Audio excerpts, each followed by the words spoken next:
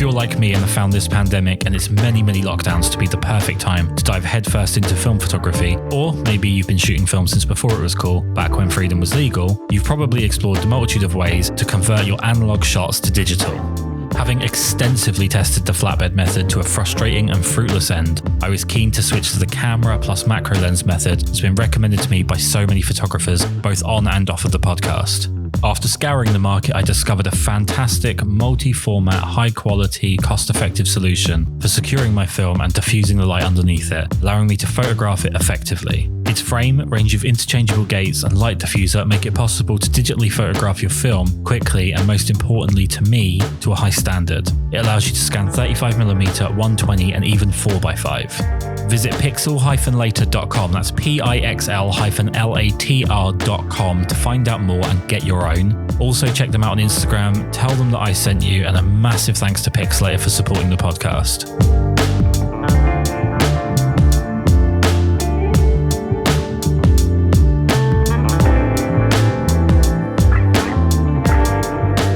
Now, we started off this call before we get into the podcast. You've already brought up NDAs. We've already talked gear. We've already talked lockdown. There's already so much happened in the 5 minutes we've spoken before we're even getting into the podcast. So I'm very excited about this. I think it says that there's some good things on the horizon here. Before we get into any of that, how was it that you came to pick up a camera in the first place? What made you want to be a photographer? Well, I was at art college, and I was always there was something missing. I was always frustrated that I could never get onto canvas or paper or whatever it was, what I was actually seeing and feeling. And part of that course, Monday to Friday course, part of the course was, I think initially it was half a day of photography a week. And I picked up a camera, and it was just this magic moment. I don't know whether you want to call it a light bulb moment or what the hell it was, but I picked up this camera and I was like, wow, this is what's been missing. I can actually, produce what I'm actually sort of feeling and seeing, and, not literally for every single pixel and blade and piece of grass or whatever it was, but I was able to express myself more than I could with paint and charcoal and everything else. And it was like, wow, this is it. This is the moment. And now I know where what I want to do and where I want to go. And for someone that's creative, if you've got part of you that's sort of slightly frustrated because you can't get that part out, you've got to try and sort of break through that. And there's no sort of written rules about, right, you do A and then you do B and then you do C and magically it all comes together. It's a sort of self-discovery. I don't know, that's a bit of a cliche thing to say, but it is. And you need to find your sort of little notch, and then like, wow, this is it. And it was literally that, picking up a camera, and it never occurred to me before. That sounds stupid, but yeah. Well, something that I hear a lot from photographers, especially maybe not with the podcast, but when I'm talking to people, I went to the camera show in 2016, which was that was more of a case study than it was about photography. I spent most of my time just people watching rather than looking at anything else. But when I talk to other people that are interested in photography, newer photographers, a lot of people, a barrier to get over is photographing people. That's quite a scary thing for people, because you've got to interact with complete strangers quite often, and B, you've actually got to know how to direct them as much as you've got to know how to use your camera. So what was it that pushed you over that wall of wanting to photograph people? I come from Liverpool, and basically music was a massive part of my life. And when I sort of discovered photography, I was the next step obviously was to go to college. I did 3 years, and you have to find what it is that sort of turns you on with photography. So, if you're photographing a plate of peas, or it's got to be something that actually interests you and actually, wow, this is what I want to do. And for me, it was always that interaction with people. And, I found still life. I mean, don't get me wrong. I think landscape is incredible, absolutely beautiful landscape photography. Sometimes I look at stuff and I think, wow, that is absolutely stunning. And, part of the thing that I do sometimes is I take myself off and, climb mountains. I've trekked through the Amazon and stuff, and across deserts, and that is a very visual thing. But for me, there's that personal interaction between the situation. So yeah, it's you sort of sometimes you just fall into things, and when I came out of photography college, I was very lucky that I was in Birmingham, and the head of the whole college obviously saw something in me that I didn't see in myself, and he said, "Right, what are you doing now?" And I said, "I don't know. I've got to the end of this course, and I don't really know what I'm doing apart from I really like photographing people." And at that point, it was things like, I was photographing shop assistants that worked in Boots because they could do their own hair and makeup and things. And it was, right. I didn't have any contact with model agencies and things. It was a totally new area for me. And he said, "Right, okay, you're really good at photographing people, and you seem interested in fashion and beauty. I've got a job if you want to start on in a week's time or something." And I said, "Oh, what's that? Yeah, okay, all right, what's that?" And he said, "Well, it's in London, and I've got your job as an assistant at Vogue magazine." And I was like, "What?" And he said, like, "Wow, yeah, next week you start at Vogue magazine as an assistant." And I was like, "You are joking." I mean, that is just like everyone's dream. I mean, looking back, I wish I knew then what I knew now, because I'd have taken more in. But I learned more in my first day at Vogue magazine as an assistant than I did in the past 5 years of doing photography. It was just like, wow, this is incredible. Don't get me wrong, I was fetching tea and coffee and putting colour armours up, and whatever you do, it's just bring it on. And I was sleeping on my cousin's sofa in the lounge because it was the only way I could get to London and start this job. So it was that sort of thing, and seeing the photographers with photographing models, and the front covers at Vogue magazine were always the last thing to be shot, because obviously there'd be features inside and things, and then they were like, "Right, what's the cover? Okay, it's this." And seeing international models being flown in and photographed, and hair and makeup and the whole process, I was like, wow, this is just, it's like a drug.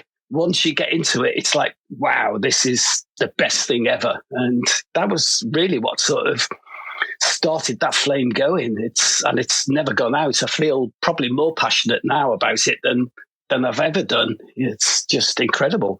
I don't know if that answered you or not, but yeah, I mean, one thing I'm kind of interested there, and it's ridiculous that you bring up Vogue, and I want to go to what happened before it, but I'll come back. But in the now becoming almost famous words of a White House press secretary, if I could just circle back, formal education in photography, and really formal education in any art form now is I feel like it's starting to fall off the wayside a little bit with the rise of things like YouTube and people just, looking at settings that are being posted on Instagram for photos and thinking that answers the question. Do you feel like formal education, beyond just that opportunity that it gave you, is something that more people should consider when it comes to photography? It's a real mixed question, that one, for me. As I said, personally, when I was in that situation, it was a real voyage of discovery, but that was for me personally. It wasn't, I'm not one of those people that can take a lot of information in.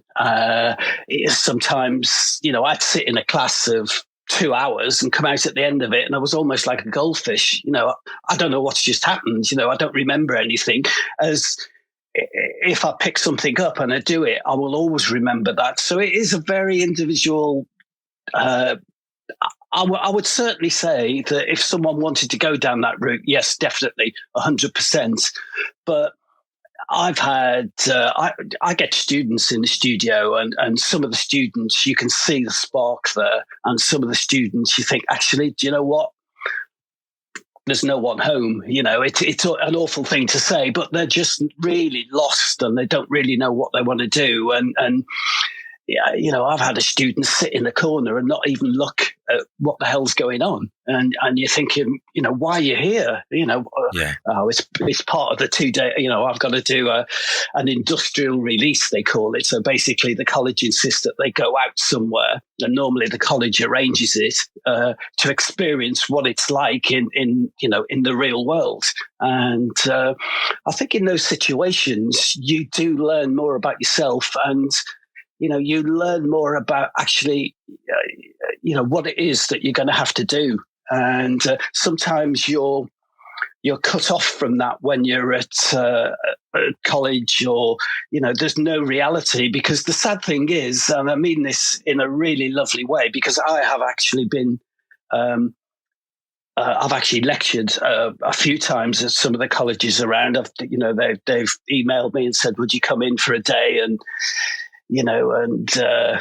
talk to some of the students and things. And, unfortunately, if you're in the business that we're in, everything moves so fast on a daily basis, a weekly basis, 6 months. In 6 months' time, what was happening, then isn't happening now. And so when you're a lecturer in something like that, if you've been lecturing there for 5 or 10 years, you've sort of, the boat's already gone, and you're still, it's a very difficult thing to put your finger on. That for me personally, it was a good thing, but it didn't teach me that much about actually photography and it taught me more about myself. And how I handled situations, and could I get out of bed in the morning and get into college? And the answer to that was no. Half the time I didn't. I didn't rock up till after lunchtime. And it's crazy. So, but that's what you discover. So I know I haven't really answered your question, but it's a very personal, mixed thing. Well, I went into higher education for two things. So when I left school, I'd been working for quite a while by the time I left school as a chef, or basically as a pastry chef and a baker. And I was sent to college by my boss. So I didn't need the job. I was already in the job that I wanted. It was actually my dream job, literally from leaving school. Yeah. But he wanted me to go to college because what he didn't want was for his business to disappear, and then for me to have nothing other than, one recommendation on my CV, which is a really good idea. Yeah. But I spent those 3 years knowing everything. Like, I walked into every class, and when you go from, and I don't really understand the photography equivalent, but when you go from producing, wedding cakes, or you go from producing, artisan bread, you go into a college and they're making one loaf of bread a day, and like it takes 15 people to do it. Yeah. You're not going to learn anything because the rate is so much lower. And the second time I went to college was years later, and it was for fun. Basically, I wanted to learn audio engineering because I play music, and it was the complete opposite. I went in knowing absolutely nothing, and I was hanging on every word that was being said. And I saw the people that I was the first time around. I saw the people that already knew everything and weren't paying that much attention. They just wanted a bit of paper at the end. And it's fascinating the two ways you can approach it. But the thing that photography kind of taught me the most was, especially after teaching my first workshop, was how much you learn teaching other people. Because the second you start saying what you're doing out loud, and you start actually having to reverse engineer your own bullshit, essentially, you start to realize why you do certain things, and maybe even over the course of teaching someone that you learn how to do it better, which is kind of bizarre. Did you find that when you were teaching people? Yeah, I mean, I was invited to one of the major colleges in central London, one of the art colleges there, to lecture for 3-4 times. And I didn't really know what I was going into. And I just presumed that everyone would be like me when I was at college. I mean, you got to remember that I left school. I went to art college, then I went to photography college. So I'd never actually worked. I'd never actually held down a job, apart from a couple of summer jobs, as a student. I went there thinking that everyone was going to be the same as that. And the moment I walked in, I mean, the standard was so high. There were people there from some of the fashion houses that I'd shot. There were people there that were designers, there were people there that were just from every walk of life. But some of them were older than me, and they were like, I was like, wow, I don't know who's actually getting the most out of this, me or you. And you're sort of rubbing off each other in terms of, they were sort of firing off you and you were firing off them. And it was, that's what I think creativity is for me, is it's like a team thing. And everyone sparks off each other. It must be quite hard.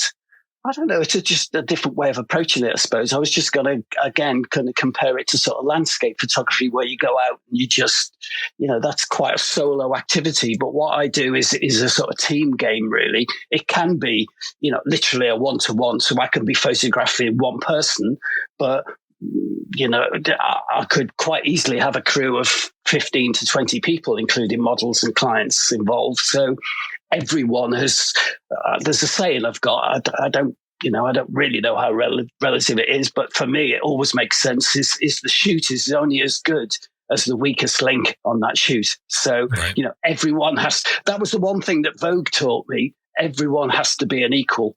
So everyone is part of that cog. You can't just have, obviously the editor, the editor of Vogue, or the client is the main person, because they're the people that are, at the end of the day, that are either paying the bills or, the person that's running the whole shebang. But everyone is important. Your assistant, for me personally, my assistant is just as important as I am. You need, normally I'm rubbish at multitasking, for example. I can't do two things at the same time. So, I always find that for me, girl assistants are amazing. They can always multitask. They're always very good at sorting situations out. So they can be chatting to a client and editing on screen and adjusting Capture One so that, the exposure. I mean, that's something else hopefully I'll come on to, but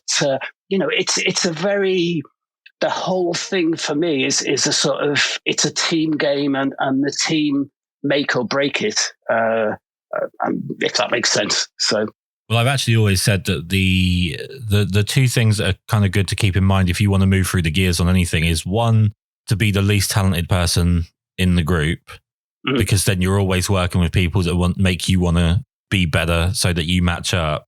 And two, always work hard on everyone else. And if you do those two things, everything's always going to be moving forwards, but for, ridiculously bizarre circumstances. When it comes to your time at Vogue, what was the actual environment like, the working practice like? Because it's this great big huge institution, and obviously there's huge pressure on what's being done, but it's also a creative thing, and that pressure can be counterproductive. What's that environment like? I mean, at the time I was working with probably two of the best photographers in the world as an assistant, but certainly that magazine has certainly got a lot of clout, but magazines in general now aren't anywhere near as important as they used to be, because we don't buy magazines anymore. Everything's available online and things, but that particular magazine and magazines like that have still got huge clout. And what I learned very quickly when I was there was two things. Is there was a hierarchy there. So obviously there was the editor, there was the deputy editor, there was, and the whole sort of thing went down the line. I'll tell you something that I always remember that happened to me when I was there, and I was standing next to the photographer that was doing the shoot, and the editor was standing next to him, and I was standing. So there was a group of three of us, like a triangle, and the editor said to the photographer, could you get your assistant to make me a cup of tea, please? Now, in my head, I was thinking, well, why didn't you look at me and speak to me? I'm there next to you. And it was just, but that was the hierarchy that was then built up in stuff like this. It was just various layers. And the other thing that I learned very quickly was that there wasn't the same amount of pressure on me, if any. I could go and make a cup of tea, or I could cut that colour armour, or, change it for a blue one instead of a green one or a grey one. But the people that have got the photographer that's got the camera in his hand, he's got to produce the goods, and that editor and him are the two sparks that have to fly across and make that join and produce that cover. As the hierarchy went down, the pressure went down. And that's one of the things that I tell students that come into the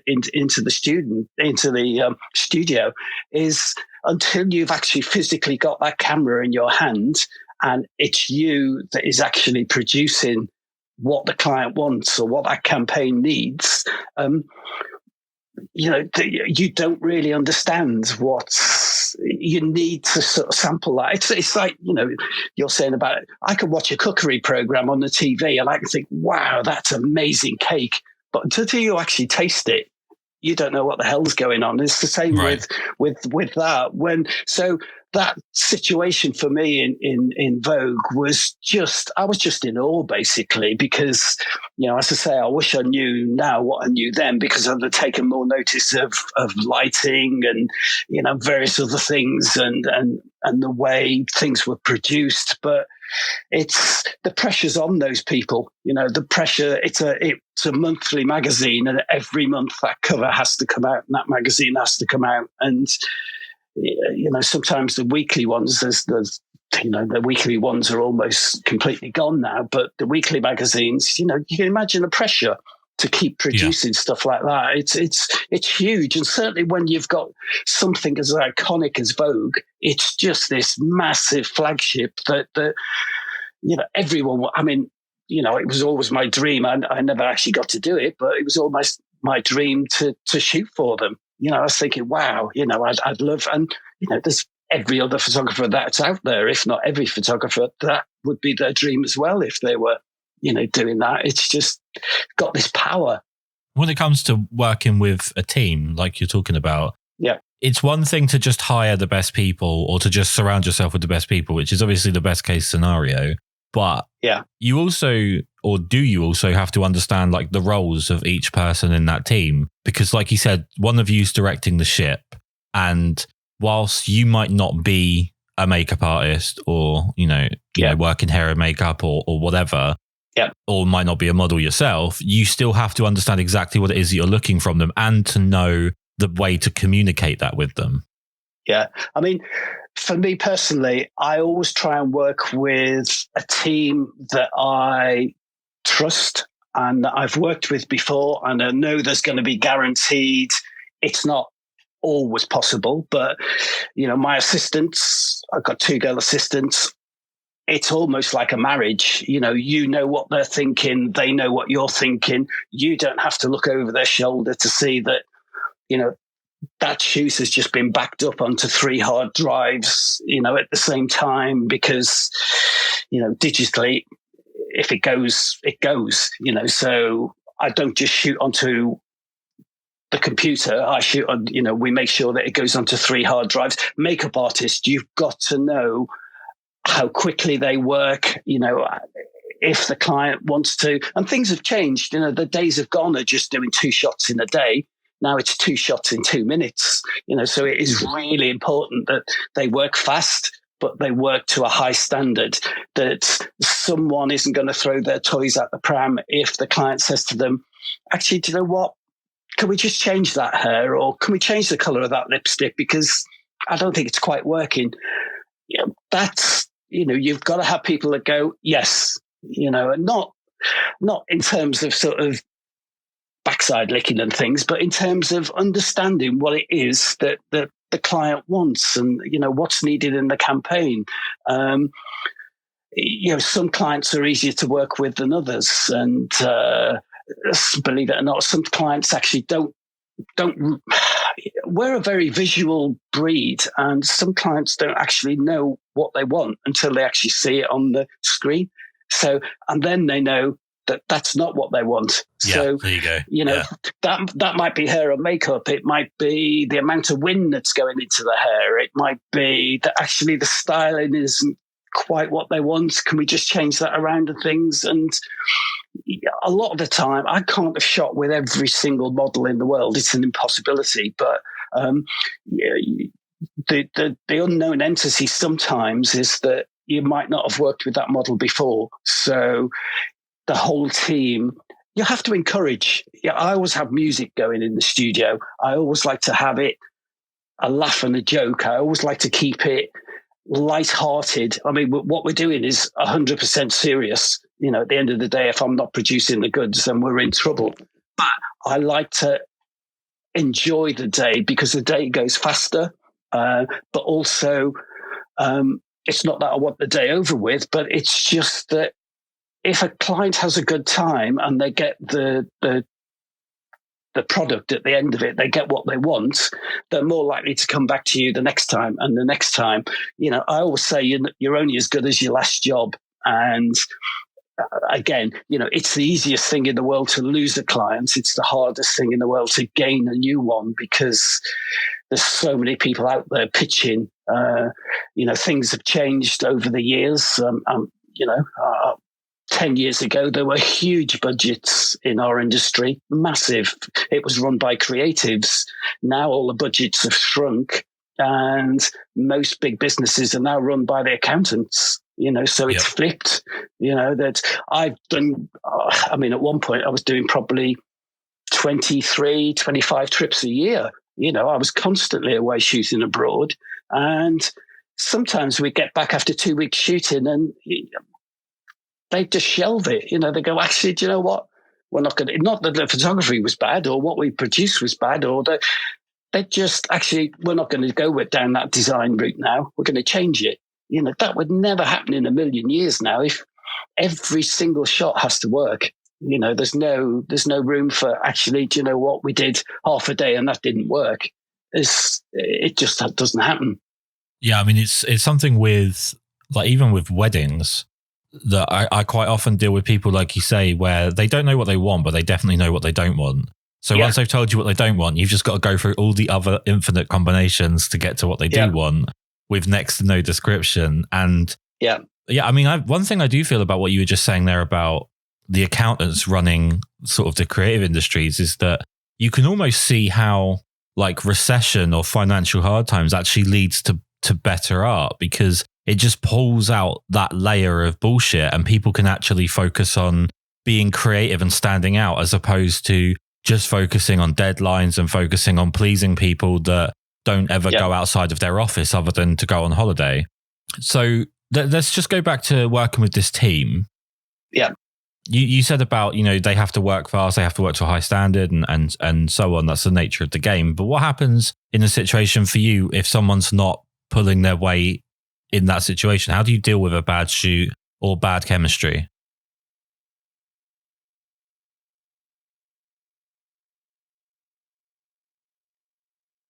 I think I've been really lucky. I think a bad shoot hasn't really happened for me, but certainly bad chemistry has, where the client hasn't really taken to the model, or, sometimes I'll recommend a model or I'll book a model. Depends on the job or the campaign. Sometimes the client will handle the whole thing, so they'll book the whole team.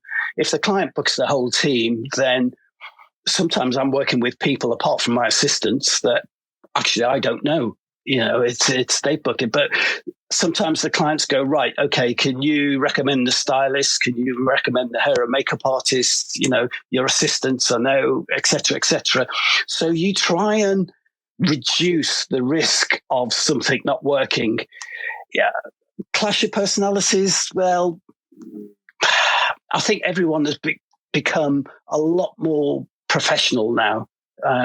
There's no sort of storming out the studio and chucking things, and doing a number. There's just no room for that anymore in the industry, because it's a very big industry. But actually, when it comes to stuff like that, it's a very small industry. People find out that actually he's really difficult to deal with, or she's really difficult to deal with. Actually, it was an impossibility trying to get anything with her because she moans. I mean, I've had situations where, the model sort of said, one situation that comes to mind was, we're only on the first or the second shot, and the model goes, oh, I don't like this top, or, I don't like this dress. And it's like, well, actually, it doesn't matter, because, all you've got to do is model it. It's, it doesn't matter that we don't like them. We're being paid to produce the best visual and make it look as good as possible. I mean, some of the best models, again, another saying that I've got, I don't know, is you can put a bin bag on a really good model and they know how they could just make it look $1 million.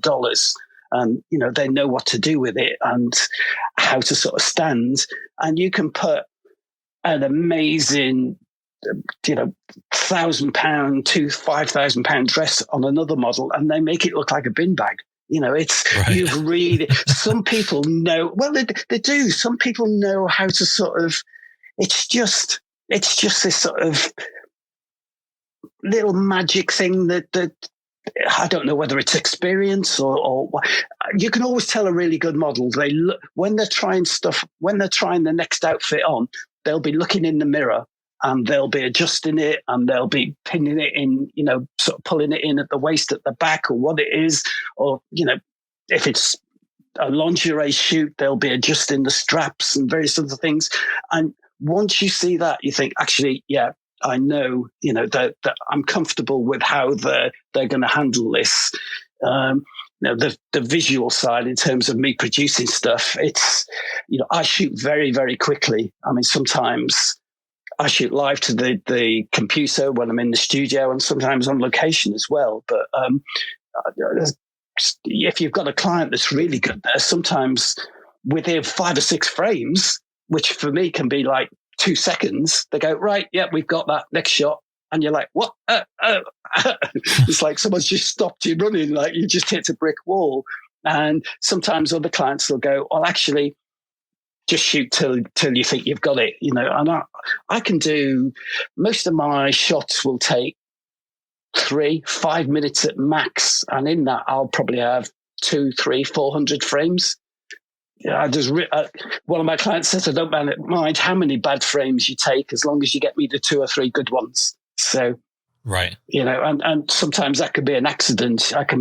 Because I shoot so quickly and 4 or 5 frames a second, it might be that one frame that was before or after that other frame that is actually the magic frame. I'm not one of these people that will take an hour and a half to do one shot. That just doesn't that doesn't feel right to me, and it's not something I can do. I know some photographers do, but by the time you've set that shot up an hour and a half, the model's fallen asleep or gone completely bored. It's I like to keep everything flowing. Right, okay, next shot. Right, okay, next shot. Right, okay, next shot. Not that we're trying to jam as many shots in as we can in the day, but just to keep that flow. Yeah. I mean, with regards to model choice, this is something that I really feel people that are new to photographing models, and to be honest with you, maybe even people that have just developed bad habits over the years. I certainly went through a very bizarre phase of working with some absolutely atrocious people because I think a lot of people focus on either finance or now what seems to have replaced finance for a lot of people in creative industries is sort of social media recognition. Yeah. They tend to focus on like working with someone that has a following. And in most cases, that's not going to be someone that's particularly good at modeling, because to be good at modeling, you don't often have the time to spend, hours on social media because you're actually out working, or you're working through an agency or whatnot. If you're looking for a model for something yourself, what advice would you give to people what they should be looking out for in a model's portfolio or in the images that they've got what are you looking for that tells you that person's going to be a good model or gives you the best chance? I mean, when I'm looking for a model, I want to see enough of a variety in what he or she's doing, either online or in their book, and show character. Modeling has changed so much over the years. There's a lot more sort of street casting going on now. So, the guy's got dreadlocks down to his waist, or, I've got one Paris-based client, and on the last shoot, they said, right, we want a girl, and she's got to have like a sleeve of tattoos, and we want a nose piercing. And I'm like, wow, brilliant. The chances of getting the model agencies are sort of turning around, so they are more diverse now. They're showing more people in terms of, the scale. I mean, I suppose if you go out in the street and ask someone, what's a model, they'll probably come up with the standard line of, blonde and, 6 foot and whatever. But that isn't necessarily the case. I mean, we're all individuals. So you've really got to match the job or the shoot to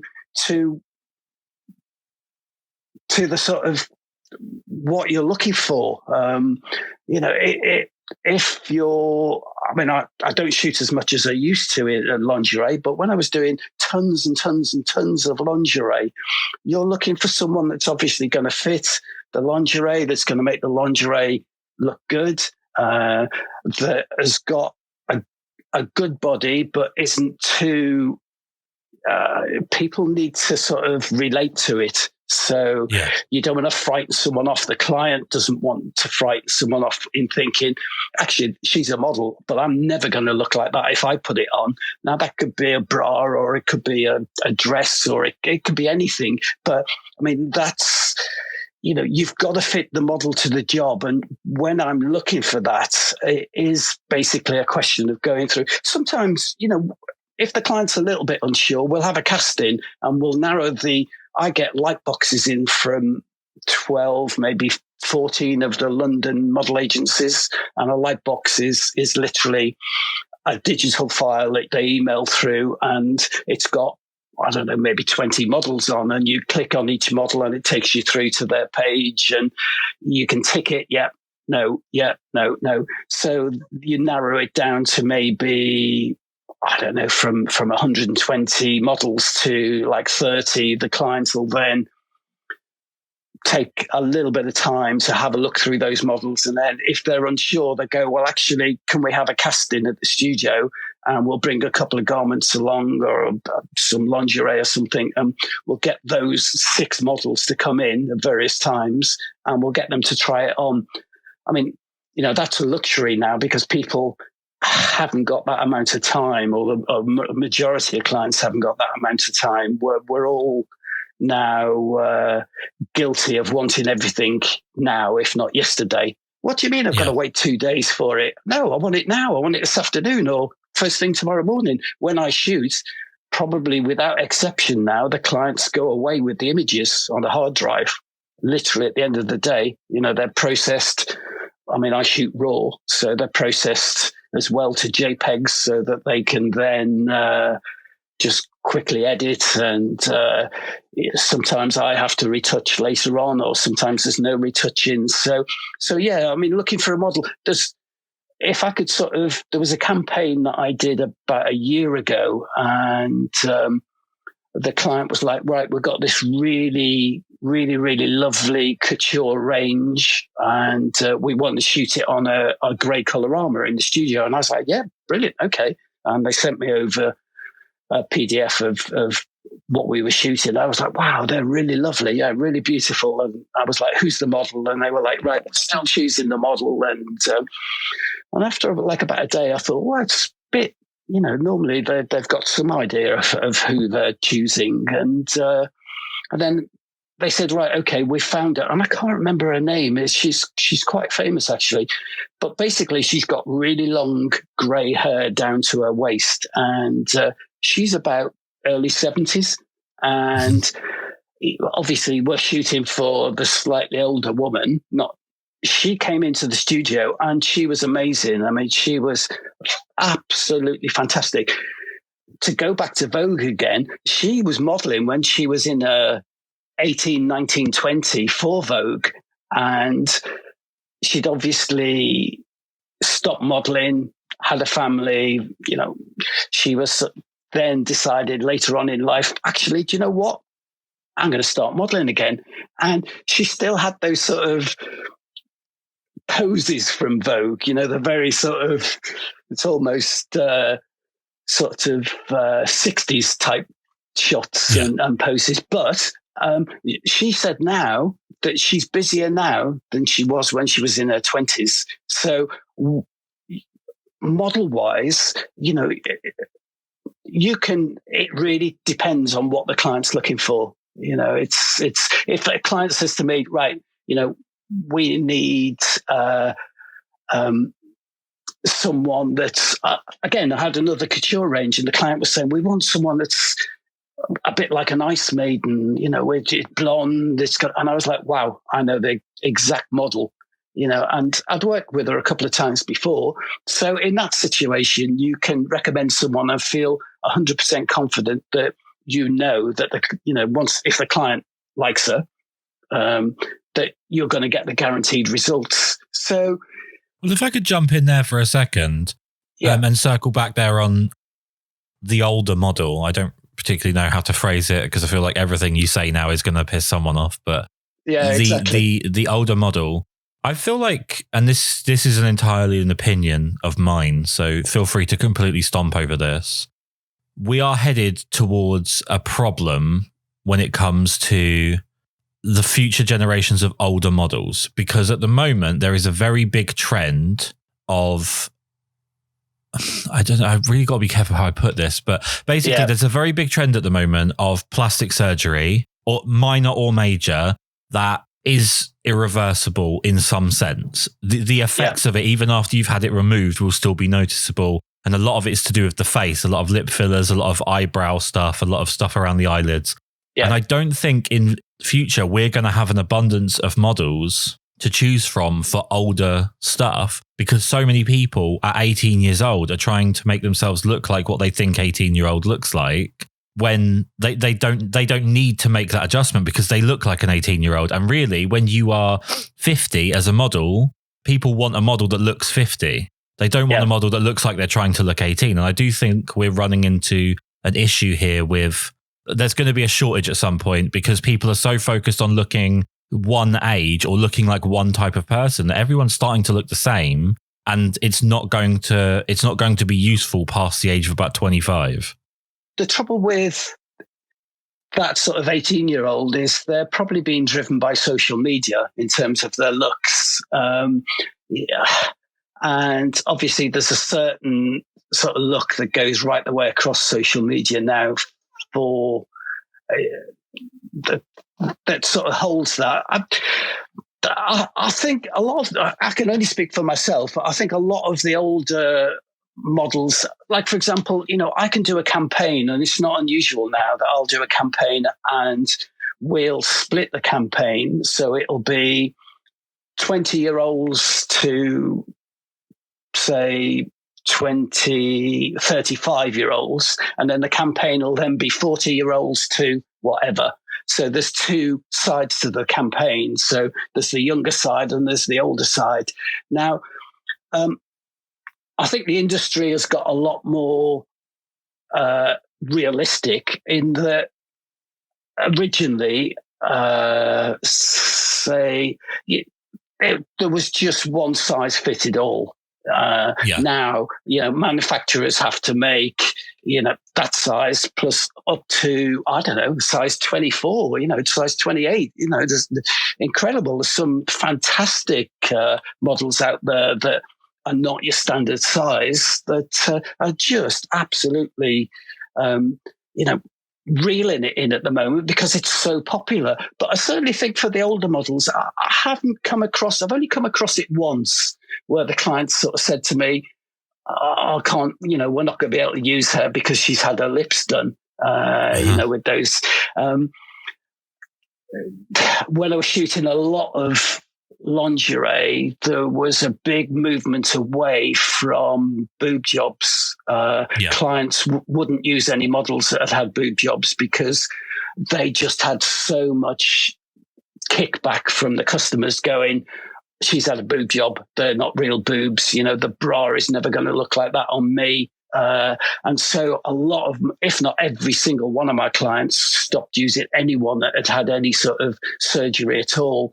I mean, probably the biggest change is tattoos now. At one point, tattoos were a complete no-no. Anyone had a tattoo, it was like, there's no way we can use them. Now it's like, you know, if it's the clients aren't particularly that bothered about it, because actually it's 1 second on the computer, or actually we quite like tattoos, you know. So, but yeah, I mean, the older, I don't shoot a massive amount of older models, but I'm not sure if there is going to be a shortage of them, because there are always the more sort of mainstream models there that shoot for TV commercials that you know, and we all see it every day we turn the TV on or, you know, pick up anything. There's always, you know, probably one of the biggest changes over the industry that I've noticed is the people that are actually,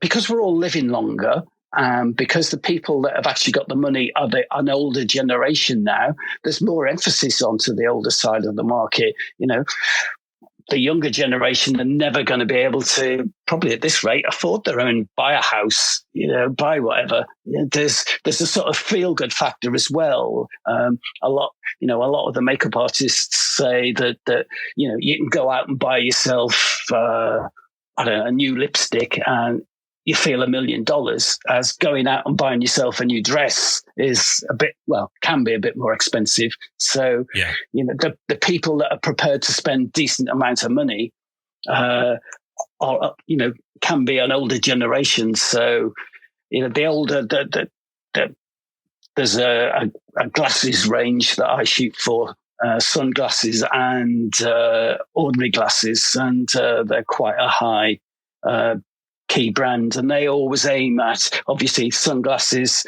Probably more of the emphasis is taken down the sort of the younger market, and because as we get older, most of us, including myself here, have to wear glasses. Then, you know, the older campaign is more focused towards the slightly older model and things. And I'm not sure that they're exactly, you know, what is a model now? A model, well, we can all be models, you know, apart from myself. We can all be models.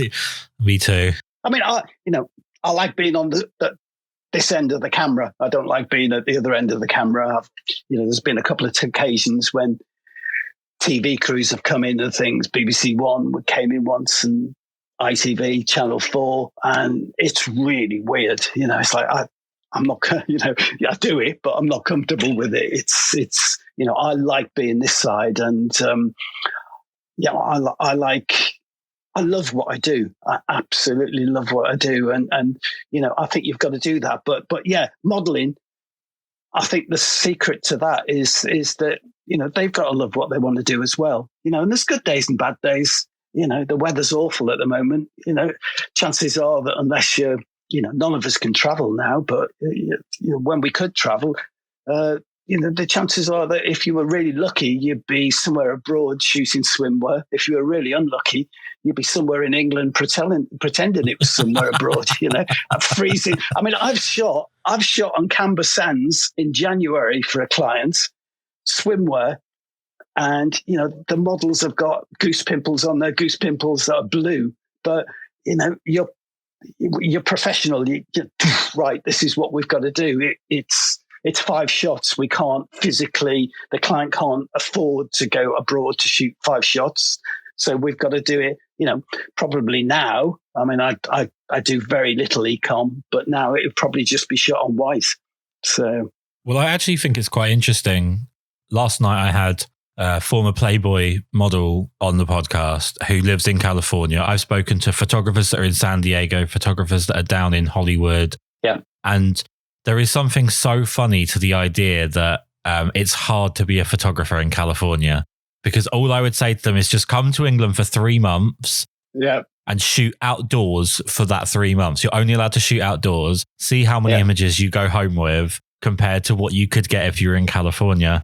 You actually brought up something that I would love to get onto a little bit here. You know, we're kind of in that ballpark, like you said, of brands are being more, I don't really like buzzwords, unfortunately, because they seem to be very popular at the moment, but brands and the fashion industry is being a lot more inclusive, as it were. Yeah. And a big part of the pushback that you were talking about when it came to, you know, clients looking for more realism in the models that they were using. One of the things is the pushback on the ethics of retouching. And I feel like there was a point around, I've only been a photographer since 2013 and I really am barely one, but I feel like around 2005-ish to about 2015, there was a pretty long stretch there where a part of the photographic community was just seeing how far they could push stuff. And it wasn't necessarily about making things look good. I actually don't really know what was going on. I imagine that there was some kind of substance involved with some of the retouching that I've seen, because some of the ideas are certainly outside the box, but pushing the limits of what you can even get away with being a human body, essentially. Yeah. When it comes to like retouching for you, what's the role of retouching in your work? It depends if I'm shooting for myself, and it depends if I'm shooting, obviously, for the clients. The clients tend to now not like any retouching at all. I mean, you know, obviously, if we've got something that is completely out of place, like there's a bulldog clip showing on the back of the dress or something, then yeah, that's retouched. Or I don't know, maybe the color of the item isn't quite as accurate. You know, they didn't have, it's not unusual for me to be shooting something and it'll be in blue, but because they haven't got the fabric in that it is actually going to be launched with, which is green, they want to then change it afterwards back, you know, from blue to green.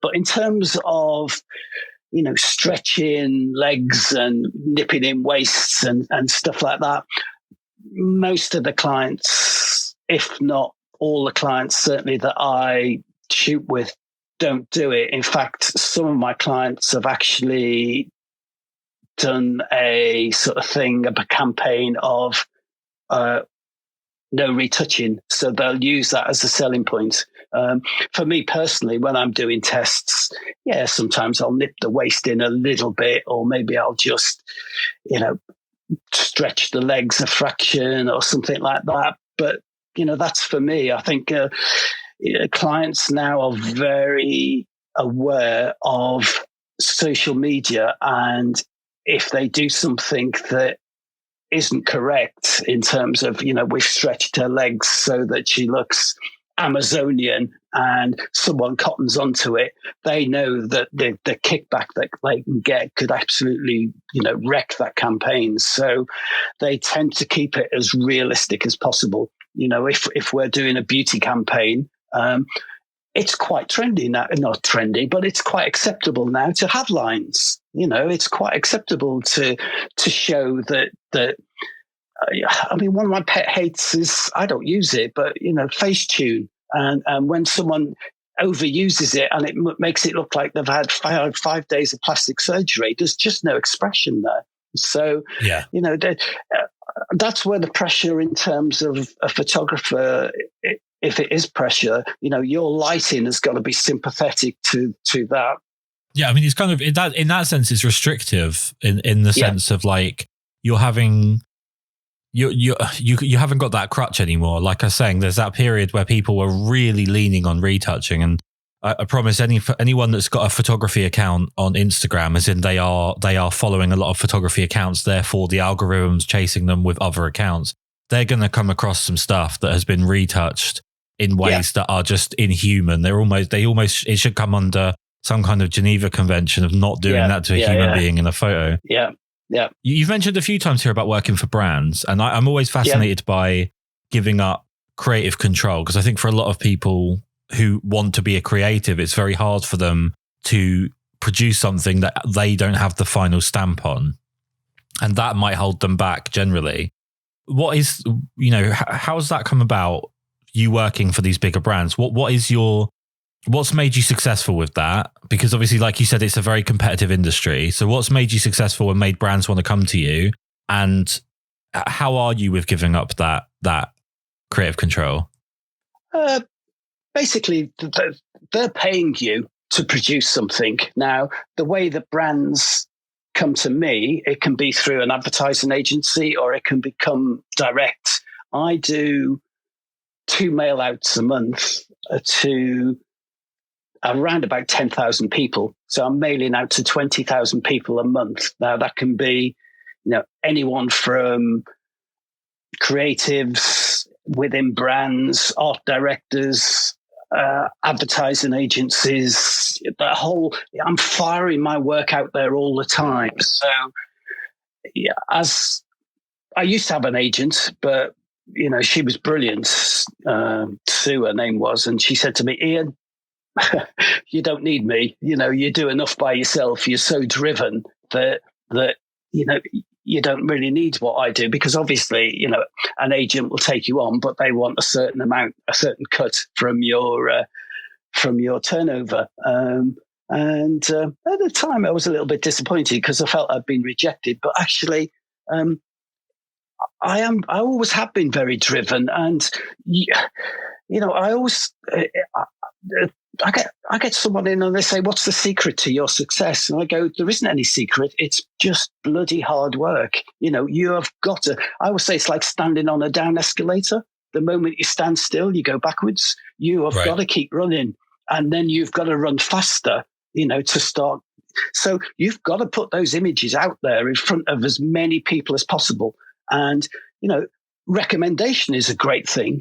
Some clients go, well, we recommended you to so-and-so. And you go, oh, well, brilliant. Thank you very much. And sometimes I'll get art directors from big ad agencies going, oh, you've been mailing us now for 5 years. And that's the first bite I've had. Yeah, right. Okay. Yeah, we've got something for you. I went in, I did some packaging for... Actually, there's a TV campaign that's literally just finished at the moment, and I did all the stills for this product. And I went in, and the art director said, she was really lovely, and she said to me, Ian, she said, and I don't mean this as a sort of just bigging myself up, but she said, I've been following you like for 5 or 6 years now, and I absolutely love your work. And this is the first opportunity I've had to use you. At first, I thought she was winding me up. I was sort of laughing, and she was deadly serious.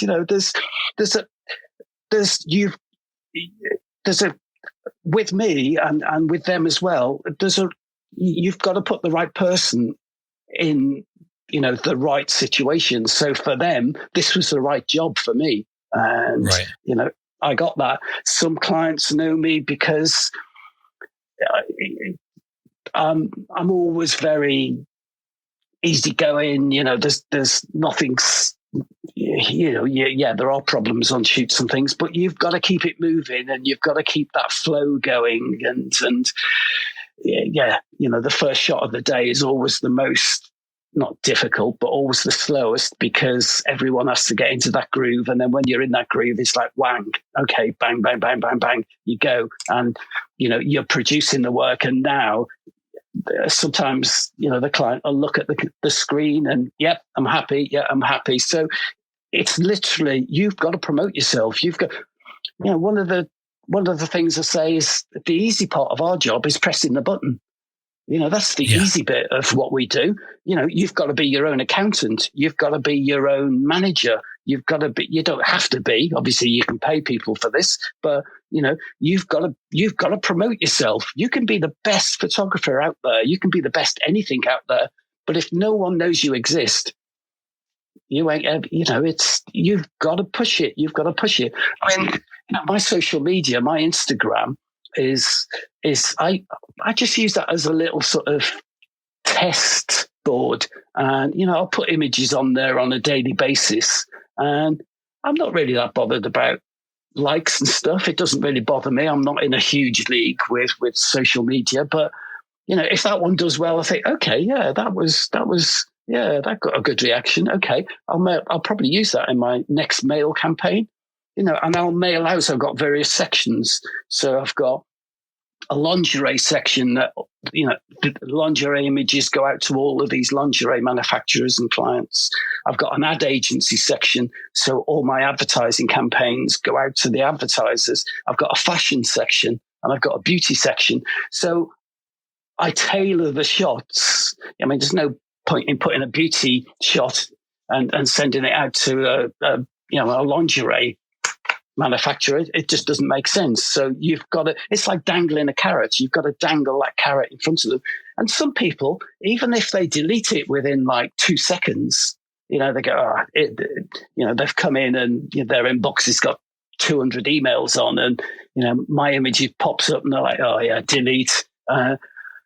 Subconsciously, they sort of, that, I can recommend, I can recall images in models' books that I saw 4 years ago. The moment that I see it, I'll think, oh my God, yeah, you had that image, didn't you? Right? Sometimes I don't remember their names. It's kind of like planting a seed to an extent. Yeah, so you're planting that seed and your next campaign might be binned and your next email might be binned and your next email.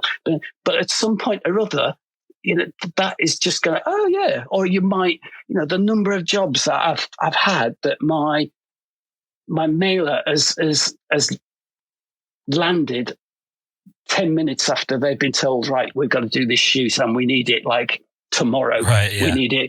We need it yesterday. I mean, that's the other thing that's changed as well is probably 5 years ago, maybe more than that, there was a huge lead up into campaigns and shoots and stuff. It's not unusual for, in the past, I've had no one ever rings you up anymore. Everyone just emails you or, there's never, your phone doesn't, if it is ringing, someone's trying to sell you something. But, occasionally when your phone rings, you think, whoa, what's that? What are you doing? From a client. And I'm going, well, I'm just in the office at the moment. And they go, can you shoot this afternoon? And I'm going, yeah, right. Okay. We've just been told we need this campaign by tonight, and I'm like, right. Okay. Yeah. All right. I can pull it together for you. That's the thing as a photographer, as I said to you just before, pressing a button is the easy bit because everything is set up. Sometimes I would have to organize a whole campaign. Now that campaign might be a day. One of the longest shoots I've ever done was 6 weeks in Cape Town. And I shot every single day for 6 weeks in Cape Town. We had half a day off in 6 weeks, right? And that was from 5 o'clock in the morning. I was getting up, doing a weather call. We were shooting with 12 models a day. Sometimes all 12 models are in the same shot. And we'd finish shooting at 8 o'clock at night. We'd get back, have a shower. The client would want to go out and eat in a really good restaurant or something like that. And I'd be climbing back into bed at probably 12:30 at night and then back up at 5 again the next morning. And it was day after day after day. Don't get me wrong. I mean, they paid really well for it. It was a great client. It was a menswear campaign. And, but stuff like that is so, once you're pressing a button, that's the easy bit. I'd have them go to me. We're in the middle of Cape Town shooting. And, yes, we've got production and production are incredible people. The answer is yes. What's the question? And the client had turned to me the day before and go, right, tomorrow, I've just seen this amazing shoot that was done in America. And there's a load of guys sitting on like wooden benches and they look like they've just come off American football field. We want to do that tomorrow with the sports brand so this menswear, it had sort of bits that could be used for golf. It could be bits that were used for sort of, it had that sort of multi-facet use so that you could bum around on the sofa on it, but actually you wouldn't look out of place on the golf course. I turn to production and go, right, okay, well, we need an American football field scenario set up for tomorrow. Actually, we need American, helmets, those helmets with the thing on the front, the visor on the front, stuff like that, the shoulder blades, the shoulder pads and stuff. And you could see them going, right, but that's what you've got to do, so setting all of this sort of stuff up can be huge, but the moment you're pressing that button, it's all set up, it's all done, it's a process, and you need that. Some of it can be incredibly pressurized because you're shooting this today, but you're thinking about tomorrow and the day after and the day after, because you're thinking, and certainly something like Cape Town, all of a sudden there's, we normally shoot there January, February, March because our winter, but it's their summer.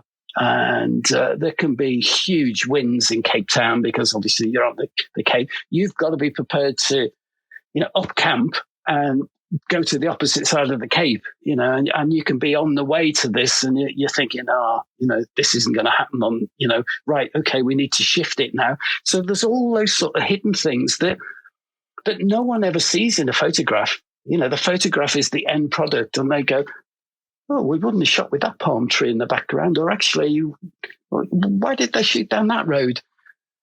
Actually, we just traveled 30 miles over the other side of the Cape because we couldn't even stand up on that side of the Cape and stuff. Right. And so, when that's what I said to you before about your podcast, shedding light on what happens behind the photographs is incredible eye-opener, and the way different people handle different situations. It's for me personally, your podcast is really enjoyable, and maybe I can relate to it a bit more as a photographer. And when you're interviewing some of the other people, I go, yeah, I know what they're talking about, or actually, yeah, I've been in that scenario. But that's the thing that I think people that aren't involved in the business don't really realize is sometimes everything could have been against you, but actually the end product is right. There's the shot, or there's the shots, and that was an absolute miracle. We got those.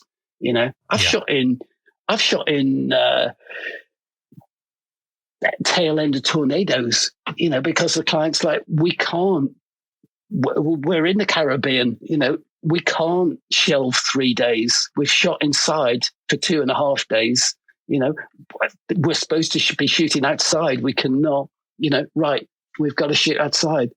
Okay, right. I don't want the palm trees bending over too much. We're going to stop all that debris flying along the beach. No, it's, I think, and certainly now budgets have shrunk. So the amount of trips that in comparison to what I used to do are have certainly come down, but, you can't guarantee the weather anywhere in the world now.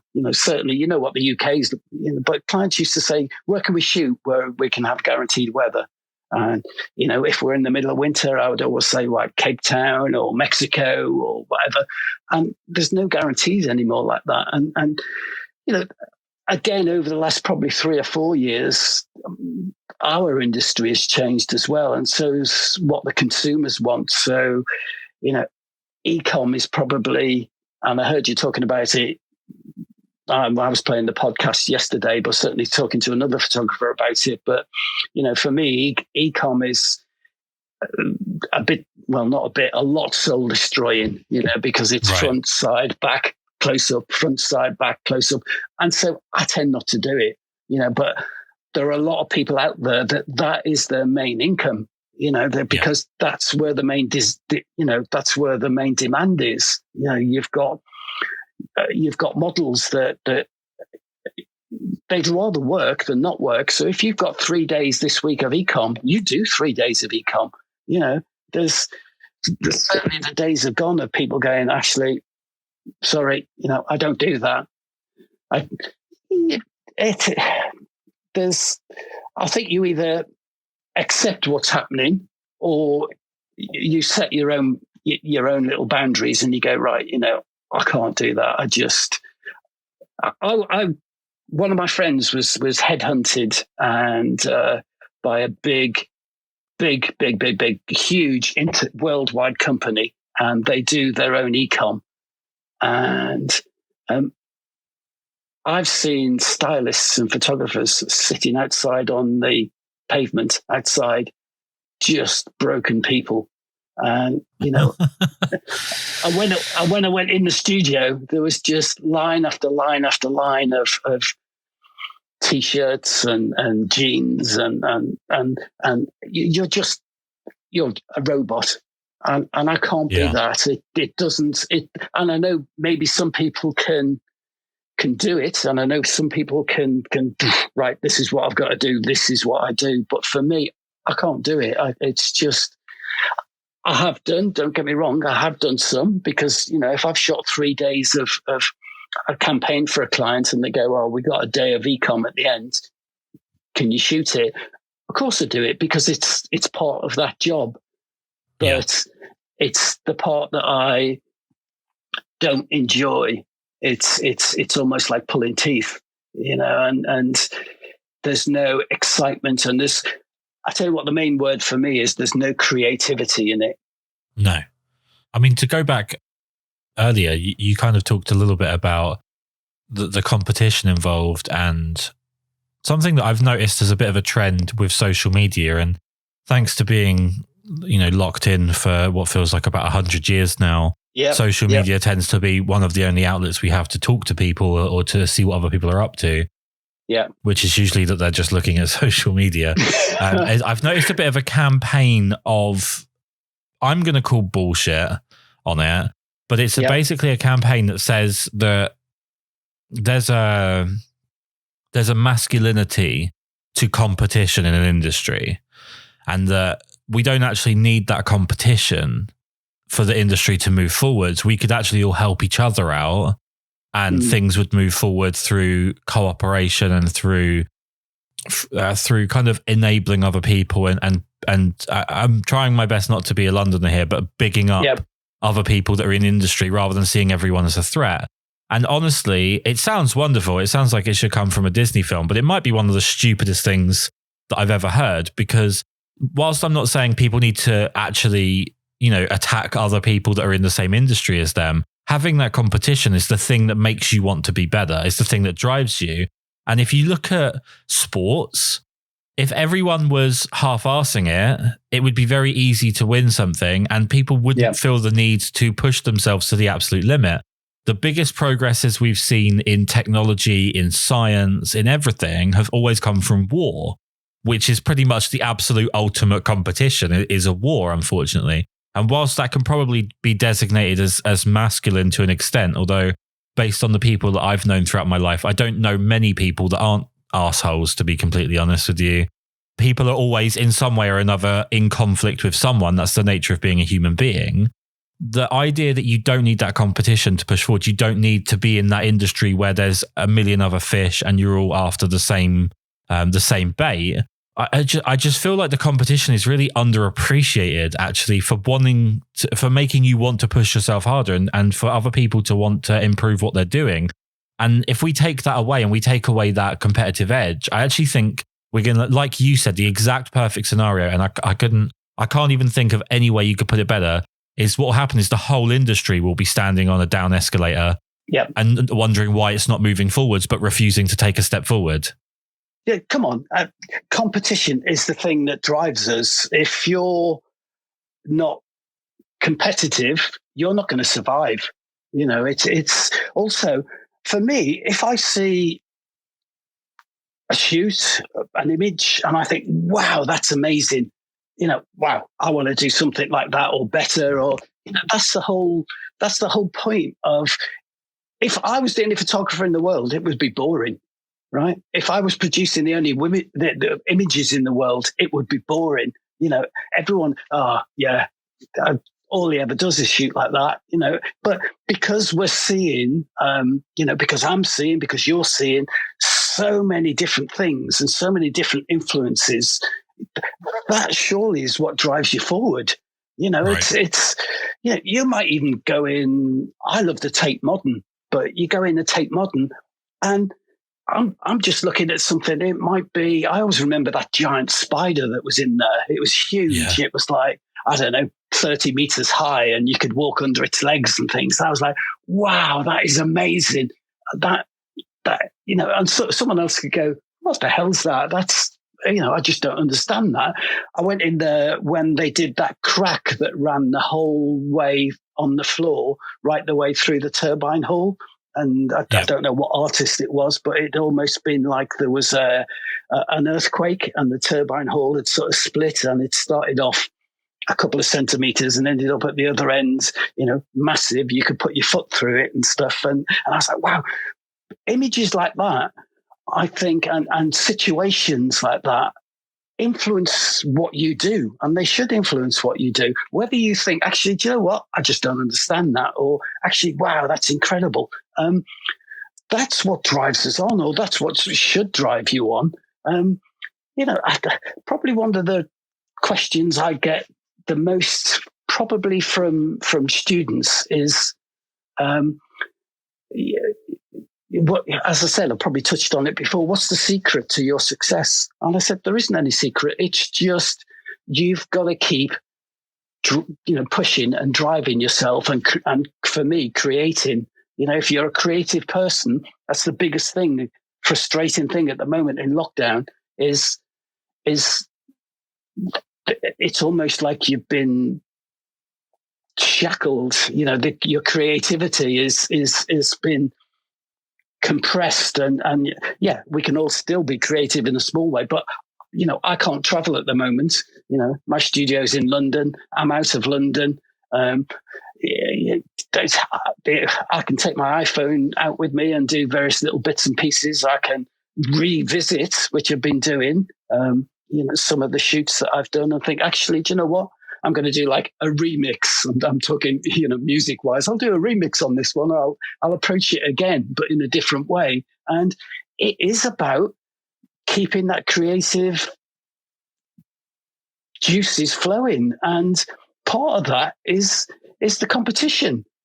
Come on, if you're in the Olympics and you're the only runner in 8 lanes, you've got no competition. It's probably not worth doing, because you've got nothing to compare yourself against, apart from maybe, the last world record. But for us, it's what drives you forward. And anyone that I think that is frightened of competition is maybe not, I don't know, they're not using it in the right way. You can be frightened. Well, I feel like it's like playing a video game and turning all of the sliders that are there to assist you up to 100 and making the computer be as weak as possible. And then say you're playing a football, for the Americans listening, a soccer, but a football game, and you're winning every game 10-0. After 5 minutes, what's the point of that? Well, there's no enjoyment in it. Exactly. So if you can't beat the game immediately at its standard level, the trick is to get better at the game, not to make the game worse. And I feel that's what, and I not to go down a whole socio-political thing here, but I definitely think, I'm 32 years old. I despair at some of what I hear from the generations under and even around me when it comes to making it easier and easier and easier and easier and easier for things to be done. There's certainly a benefit to that in some cases, but what worries me is the people that are more concerned with bringing other people down, whether that be in their ability or their how they're accepted or anything like that, as opposed to building themselves up. And whilst it's great to sort of mask it with the idea of like, look, I'm trying to make everything accessible for everybody. I'm trying to make people of all abilities get recognition, which I absolutely don't think people should be.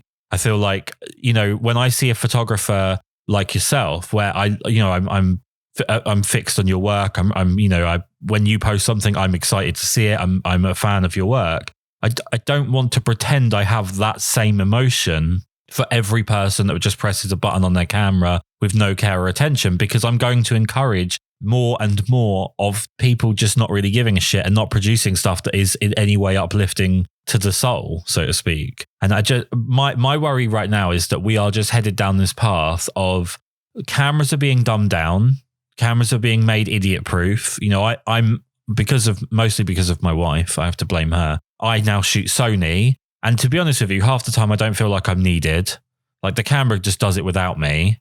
So the cameras are being made idiot proof. Everyone thinks that you can just buy a preset, slap that on a photo, and that's it. That's the photo done. you can relight stuff after the photo's taken, which is obviously terrible. It never actually looks like it's been relit. It doesn't look good at all.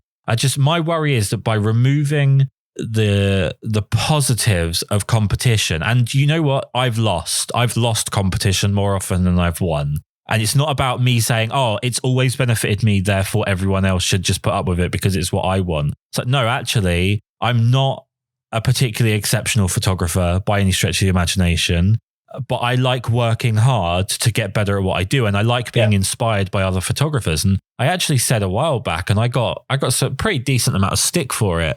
Ideal scenario for me as a fan of photography is to be the worst photographer in the world. Because if I'm the worst one, everything must be inspiring to me. But I can't pretend that it is.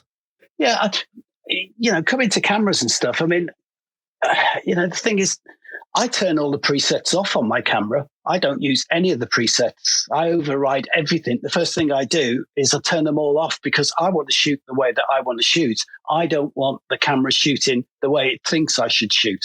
Right. The same with, I shoot the best thing one of my assistants ever talked me into, but I always used to shoot into the computer, and then we used to open up Photoshop and we used to have a look at it in Photoshop, and it was like, oh God, it's such a long-winded process. And I now shoot directly into Capture One, and for those people that don't know Capture One, it's a piece of software that you shoot into, and you can set your own presets into it. So if I'm shooting, I love shooting daylight. Probably 90% of my shoots are with daylight. And the thing with daylight, certainly in the UK, it can change within 2 milliseconds. 1 minute you've got incredible sunlight, the next minute it's pitch black and it's teeming down with rain. So you need some help sometimes, because if we've got 30 shots to do that day and we've had sunshine for the first 5, the client doesn't want to see the model in, teeming down rain.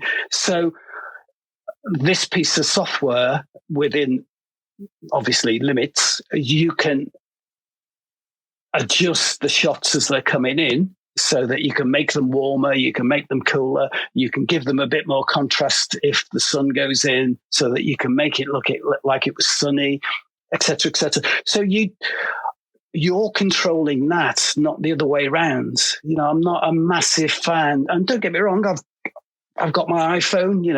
People say to me, what's the best camera I can buy? And I say, you've probably already got it in your pocket.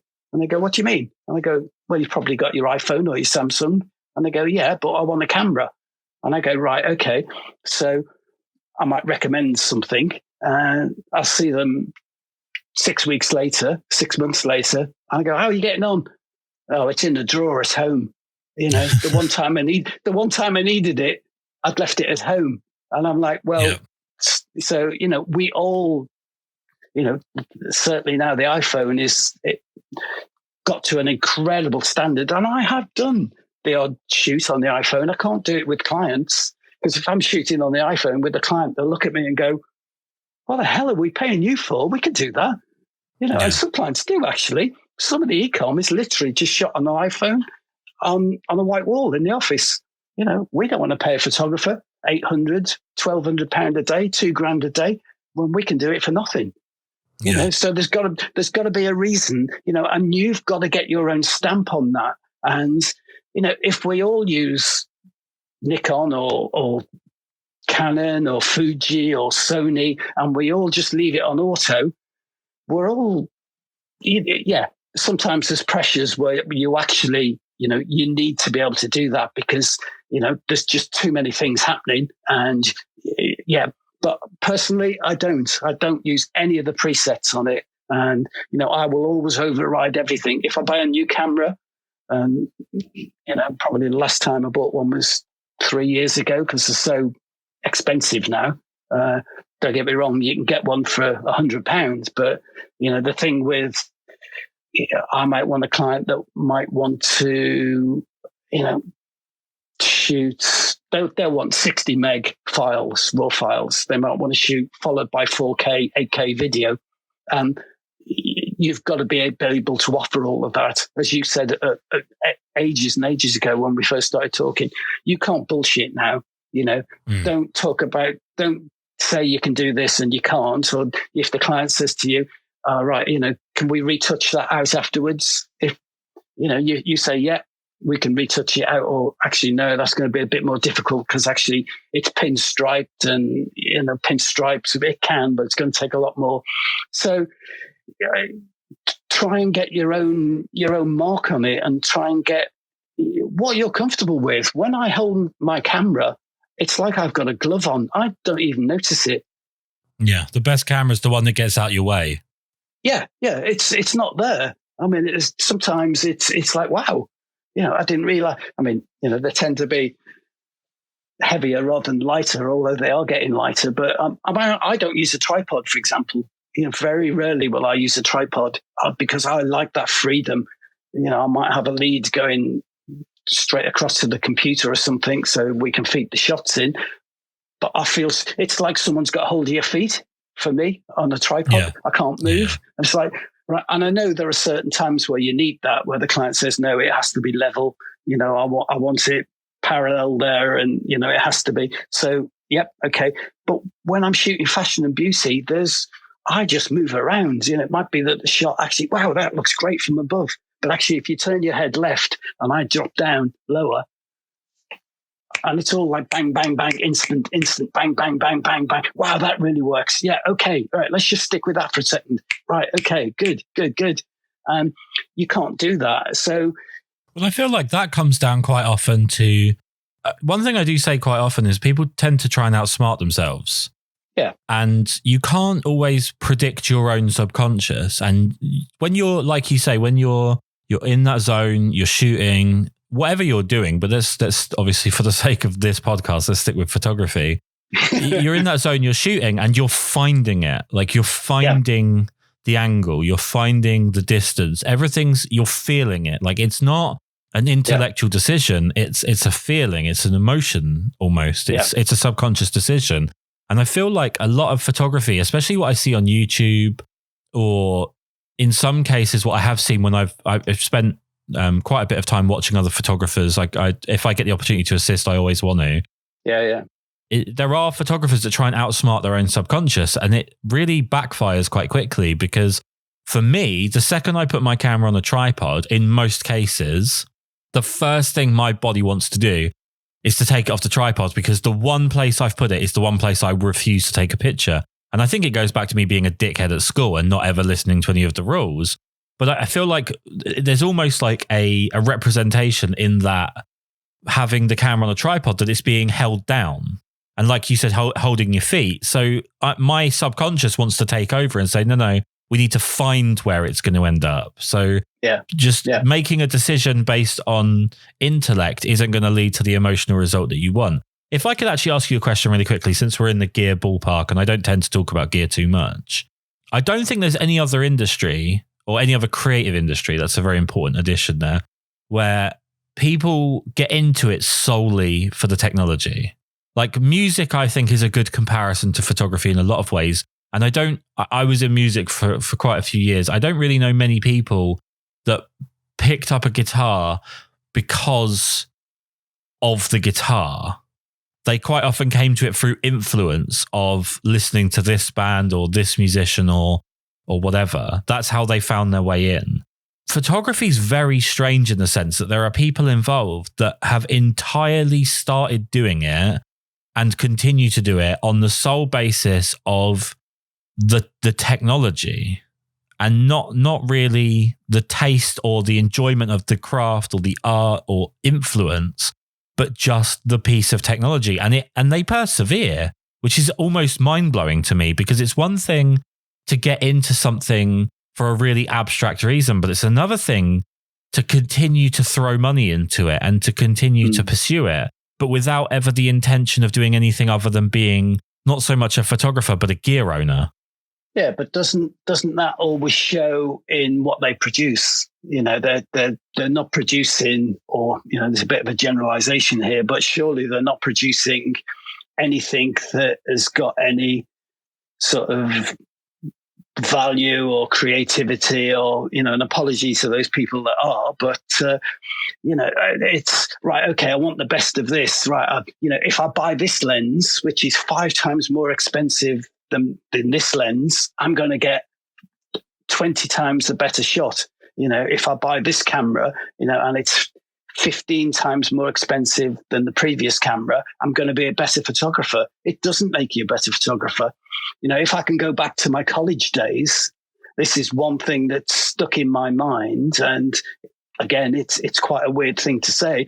The very first day I was at photography college, there was probably 30 of us in the class, and the tutor stood up after, we all introduced ourselves, and everyone got to know everyone else and stuff. And he said, right, okay, not all of us had cameras. There was probably 2 or 3 people out of those people that had cameras. The college provided cameras and things. And he said, right, okay, those people with cameras, I want you to put them down. Okay, now the whole class, I want you to go outside for an hour, and I want you to take some photographs. And we were like, right, okay, how can we take photographs without a camera? And he said, your eyes, you see the photography, you see the shots before you actually take them. And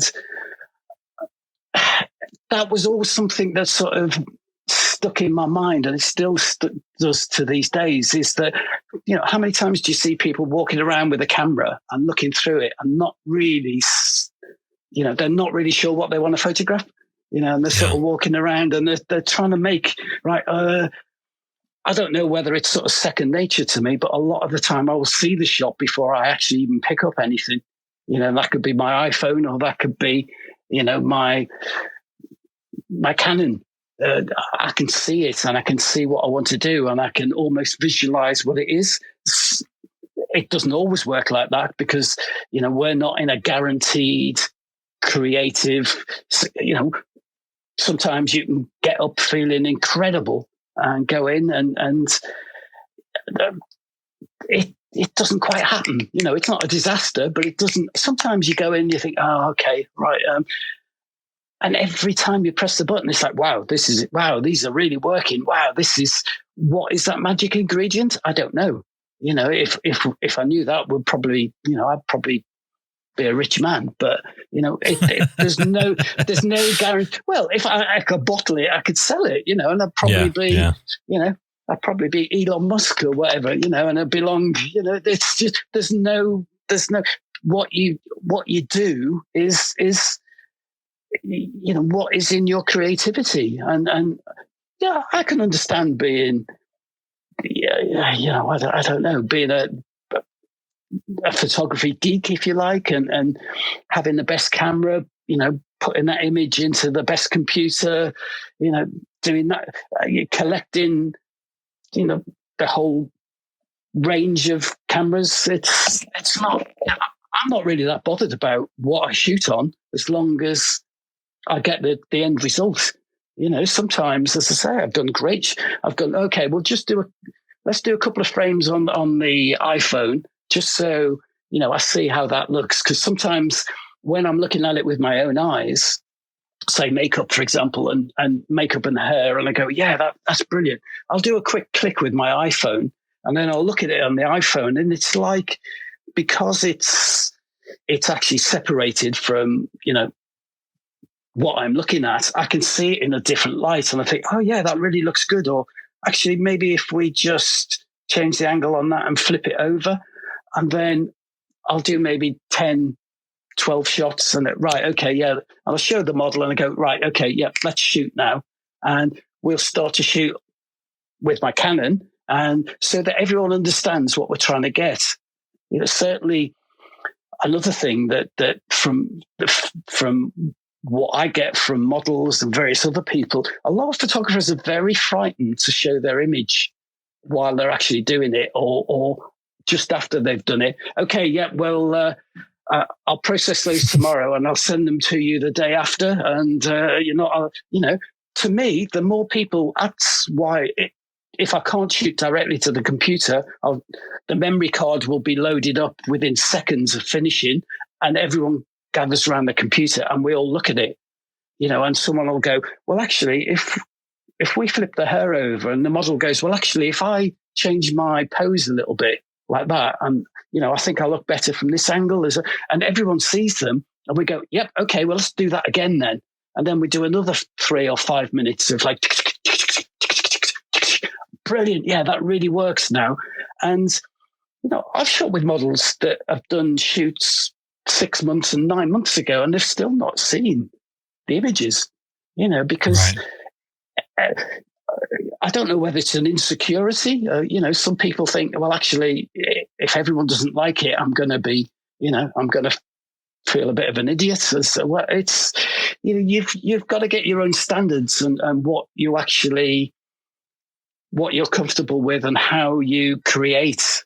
Well, it's 100% an insecurity. And I think it also can be indicative of a couple of things. Maybe there's someone that relies on retouching to get the look that they have, and they're scared to show something previous to that stage. And it could also be a situation, and I've certainly been around, I can think of one photographer in particular who, there's a very, very 90s expression about writing checks that your ass can't cash. And he was very good. Yeah. He was very good at writing checks and not particularly good at cashing them when it came to talking about all of the amazing things that he could do. And it's sometimes it's better to, as much as like, I've obviously talked at Lib about the competition being incredibly important, but it's also important to understand your place within that. Saying you're the best at something doesn't make you the best at something. No. And actually, one of the biggest keys to success with anything, I genuinely think, is a little bit of self-hatred.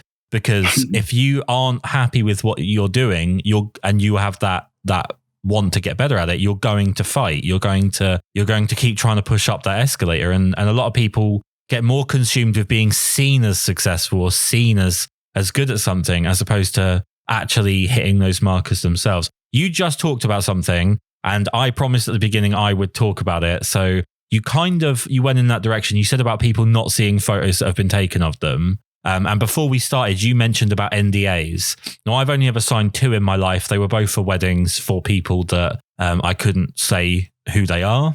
Yeah. And I wasn't allowed to show pictures. The frustration of an NDA, like how much does that drive you mad to have an NDA on something, especially if it comes out really well and you want to show everybody, because that's what a photographer does. Yeah. But you've got to understand that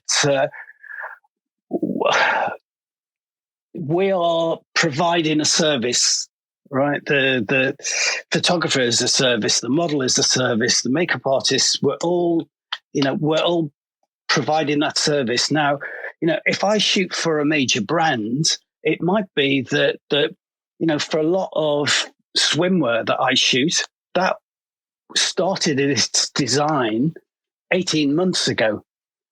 I always remember shooting for, and apologies for name dropping here, but I always remember shooting for Mercedes, and their car development for that brand, for that model, was started 10 years previously. So, you've got to imagine that, or remember that there's huge amounts of money involved in this. And, certainly for something like Mercedes, there's a huge market for spy shots for cars, so if something gets out 18 months, 2 years before that actual car is launched, potentially another manufacturer can,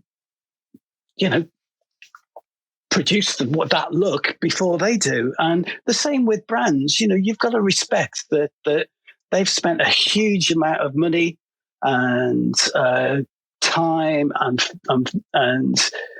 creativity to get to that point. So, and also, it's part of the legal process. They need to guarantee that. Funny enough,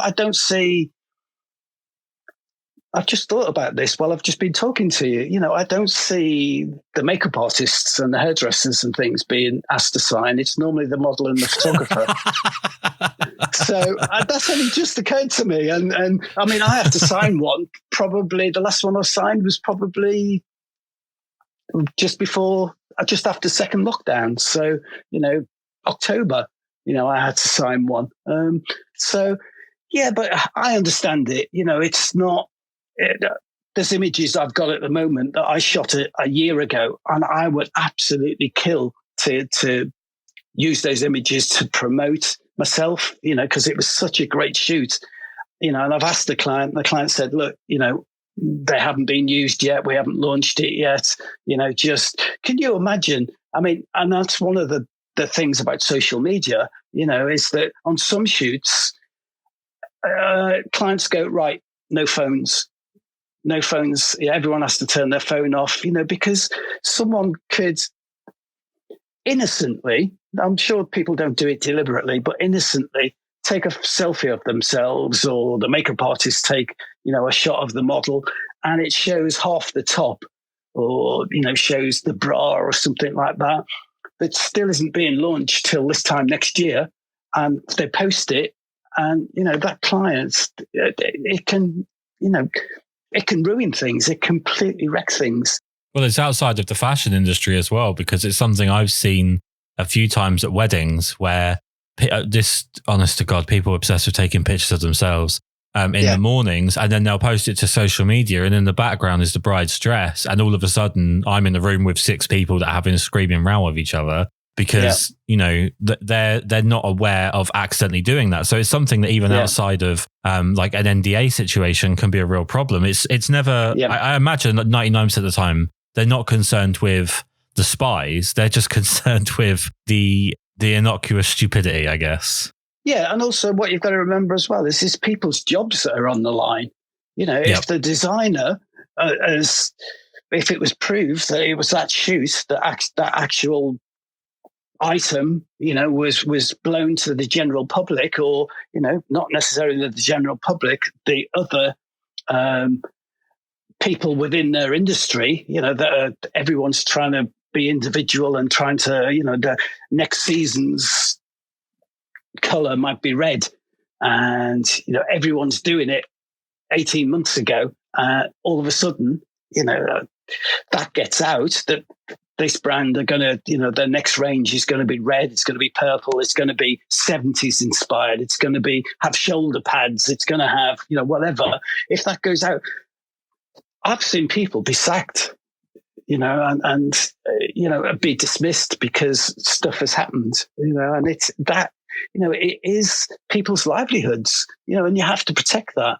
And so I understand it. There's nothing that I don't appreciate about that, because I mean, the new thing that happened twice after first lockdown is I had to sign a COVID form, and I'm like, what's this? And they were saying, can you sign this COVID form? And I'm like, what do you mean COVID? What's this COVID form? And they were going, well, if anyone gets COVID on the shoot, you can't sue us. So I'm like, right, okay, all right. And so that was a completely new thing to me. I didn't even know those things existed. I mean, we do everything as much as we can to social distance. One of the shoots I did just after first lockdown was actually remote. So the model was in the studio. I was in the studio. The art director's assistant was in the studio, but the art director was over in South London because his wife had they'd just had a newborn. So, he didn't want to come and put himself at risk. And the client was in Sweden. So we were all shooting remotely. And so the shots were going to the art director in South London that was putting it into the layout. The client in Sweden was then looking at it. The client in Sweden would say, well, can you move the model, 3 inches to the left for this, and then we do it again. And it was quite weird shooting remotely. It's like, there was no, it was almost like the warmth had been taken out of the shoot. It was all very not forced, but because we got the shoots, we got the shots because that was the only way we could do it. The previous 4 or 5 campaigns I'd done for them.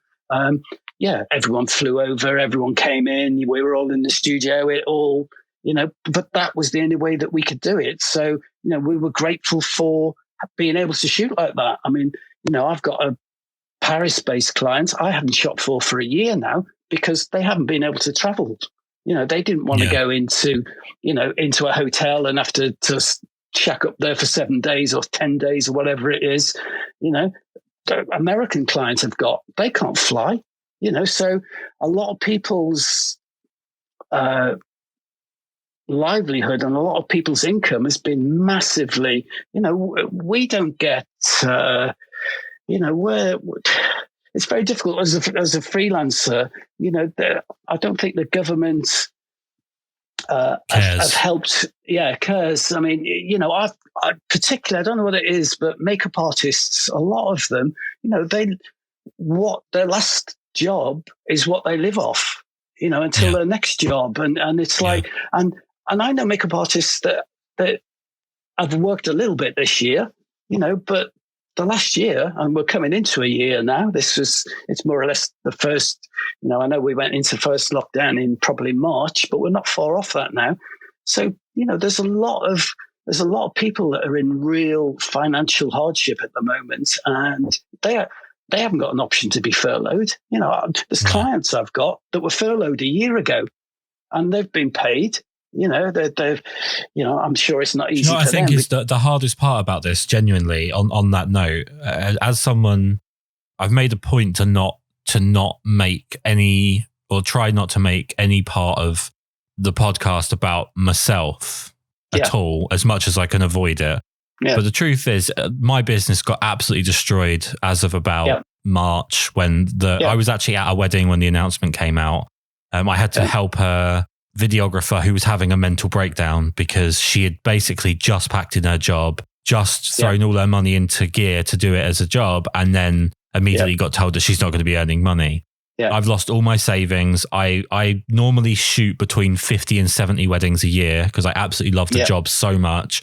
And last year I shot 12. This year I've had more rearranged than I've had booked. I'm getting emails from people in some cases that aren't particularly nice. You're getting accused of almost being responsible for everything that's going on. Yeah. The government has literally no empathy or no sympathy for people that are in that position. And all of that is one thing.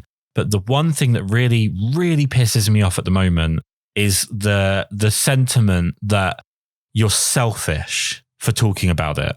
You're selfish for being concerned with the fact that how do you pay your next bills? How do you, there was a point last year where I bought milk with coppers, because literally all of my money had to go to cover all of the fallout of what had gone on. And I'd spent 7-8 years building up a business for it to fall to pieces. And you're called selfish because you're concerned about being homeless. Yeah. And that's the hardest part of all of this is that, the government with its, why don't you just train in cyber thing where they can just absolutely do all kinds of fucking off because of how completely inappropriate that was. But it's like you're saying, there are people, I know makeup artists and like with this videographer that I was talking about that are living from one job to the next one. And there just they seem to be not even an afterthought. I think an afterthought at this point would be an upgrade. And that's the frustrating part of all of this. Yeah. I mean, I know people that are living off Bank of Dad, if it wasn't for, and people that have moved back in with their parents. And I also know businesses that have folded. I know of model agencies that have, there's a couple that have gone under. We could, on this subject, you could talk about it forever. It's very difficult, isn't it? But, I heard a thing the other day about, I think it was the mayor of Manchester, and he was having a real go about the freelance community, and it had been completely forgotten, and it's a really difficult one because at the end of the day, I'm not political in any way. And I think a lot of the time, hindsight is a fantastic thing, but none of us 18 months ago knew that this was on the horizon and things. But a lot of people have really suffered, and a lot of people have suffered anyway. It's especially in third lockdown, it's been really tough. If you're living in a basement flat in Battersea, and you're allowed out an hour a day. I mean, must be really tough. But yeah, I mean, creatively, if you've got that creative juice and you've got that creative drive, it's really hard. It's really, really hard, and it's, there's only so much you can revisit, and there's only so much until we can, I heard you interviewing, I can't remember what his name was now, but was it the Australian photographer? Peter Coulson. And they'd come out of lockdown, and, it was like, I know you asked him, what was it like when you got the camera in your hand, and he was like, it's just, things like that just like, wow, I'd say to you before, it's like a drug. It's like, wow, this is great again. You got, for people that are, wedding photographers and all of those sort of people, it's stopped. It's stopped. I mean, probably, people do get married, but they've been really, very restricted now. You can only have, I don't know what it is, 6 at the wedding. You're not allowed to do this. You're not allowed to do that. You can't, it's, the sooner we get out of it and the sooner everyone gets vaccinated, the better. And I think we've, and I'm guilty as probably as anyone, if not more. You take so much for granted. Just if you love what you do, the moment someone takes that away from you, it's like, wow, can't believe this. Wow, this is, it's like you've hit that brick wall. It don't matter how many times you run at it, you still can't get through it until, and we all,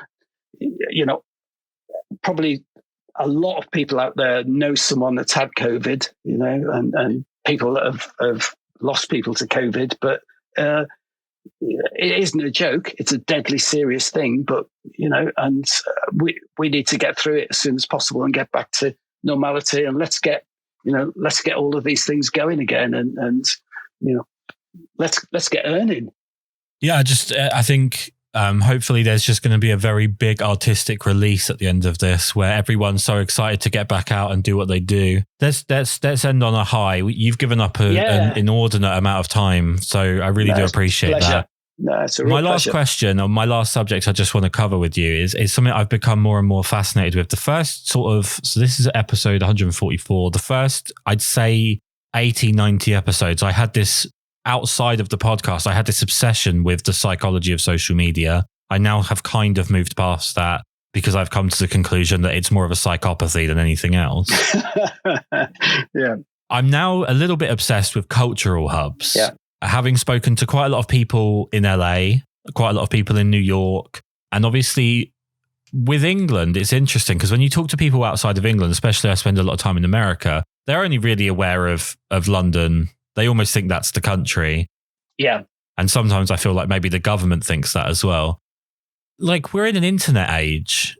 Are we a little bit past the need for these cultural hubs where, like, if you want to do what you do, you have to move to London? Does that not seem a bit redundant at a point when everyone can communicate in nanoseconds via the internet and things can be sent at extraordinary speeds via the internet? Is it not a bit ridiculous at this point to have cultural hubs? I think there's always a case for everything. I mean, for me, for example, I came from Liverpool, and there was only ever one place that I could be, and that was London. London, Paris, New York. It has to be one of the main, hubs, if you want to call it that. Yes, I mean that's probably the thing we've learned about lockdown is we can work to a certain degree, or some people can from home and through the internet and but there's certain things that can't be done, and cultural hubs. I understand them, but surely the whole point of ever anything is. You've got to live it. You've got to breathe it. You've got to feel it. You've got to,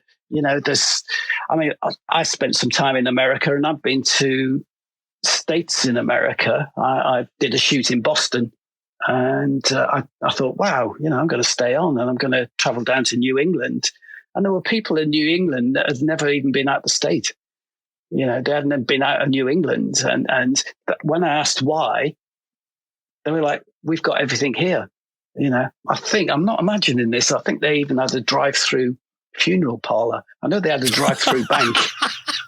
And I'm sure I might have just made that. Forgive me if I've just made that up. I believe it, to be honest with you. I believe it. But they certainly had a drive-through bank, and we're talking quite a few years ago now. So, and when I said, well, how about, I don't know, how about the Himalayas? How about the Amazon? Don't you want to go? And they go, oh, we can see all of that on TV. So, it's like what we were talking about before with, you being a chef and stuff. There's certain things that you can see and you can sort of feel, but at the end of the day, you need to actually taste and breathe that and experience it yourself. And there's so much that happens by this sort of creative ball that rolls around, and they're like, wow, yeah, I've just bumped into, that guy that was like, he was so that amazing, absolutely amazing, what he said and the way he looked at things. And, and that can just be a conversation. I mean, to me, the problem I have with it, if you take the entire existence of fucking hell, do I sound like I'm trying to be intellectual here? But if you take the entire existence of mankind, the time that we've had cameras, even at all, let alone accessible to everybody, is an absolute pinprick of that time. It's like, it's a nothing part of that existence. And the idea that the only people that are going to come up with good ideas or serviceable ideas or marketable ideas are going to be in LA, New York, London, Paris, Madrid, say. I mean, Madrid, I'm probably being charitable. It is just ridiculous. There are people that are in Wisconsin that are going to be incredibly imaginative, incredibly creative, and fantastic at expressing what they do. There's going to be beautiful people in every part of the world. I feel like I've never met someone that doesn't say that Russia is probably the hub of stunning models. Yeah. So it's like, it seems so ridiculous to me. It's like saying, okay, we've got the guitar. The guitar is 200 years old, but you're only allowed to play on 3 frets because that's where the cultural hub of the guitar is. It's like, but there's loads of other good stuff happening on the rest of the neck, but we can only focus on those 3 frets. It just feels incredibly restrictive at a point when we're seeing media be recycled so much. I mean, maybe outside of photography, you see it more often with like films. It's just nothing but reboots and sequels and the same shit just recycled. But photography is going through some cycles itself. And it's like, there are ideas outside of someone who I think is phenomenal at this and doesn't get anywhere near the respect he deserves, despite being probably one of the most known photographers in the world, is Testino. Because he's Peruvian, he pulls in South American culture that is completely ignored. And although I'm talking about someone who probably has about 6 houses in LA, and I'm being completely contradictory there. It just, to me, it seems so ridiculous to have this idea that like you as a photographer in Liverpool is just as good as you as a photographer in London. And to limit the opportunities to someone based on geography just seems pointless. Yeah, but I think things are opening up more. I think things are opening up more than they ever did before, and I think people's vision of that are opening up more. You can be. I mean, the sad fact is, as much as, and I love Liverpool. I mean, when my dad was alive, I remember walking down the street with him one day, and there'd be, someone stopped and we were chatting to them, and it was about 20 minutes, and then we started walking on, and I said to my dad, "Who's that?" And he said, "I don't know."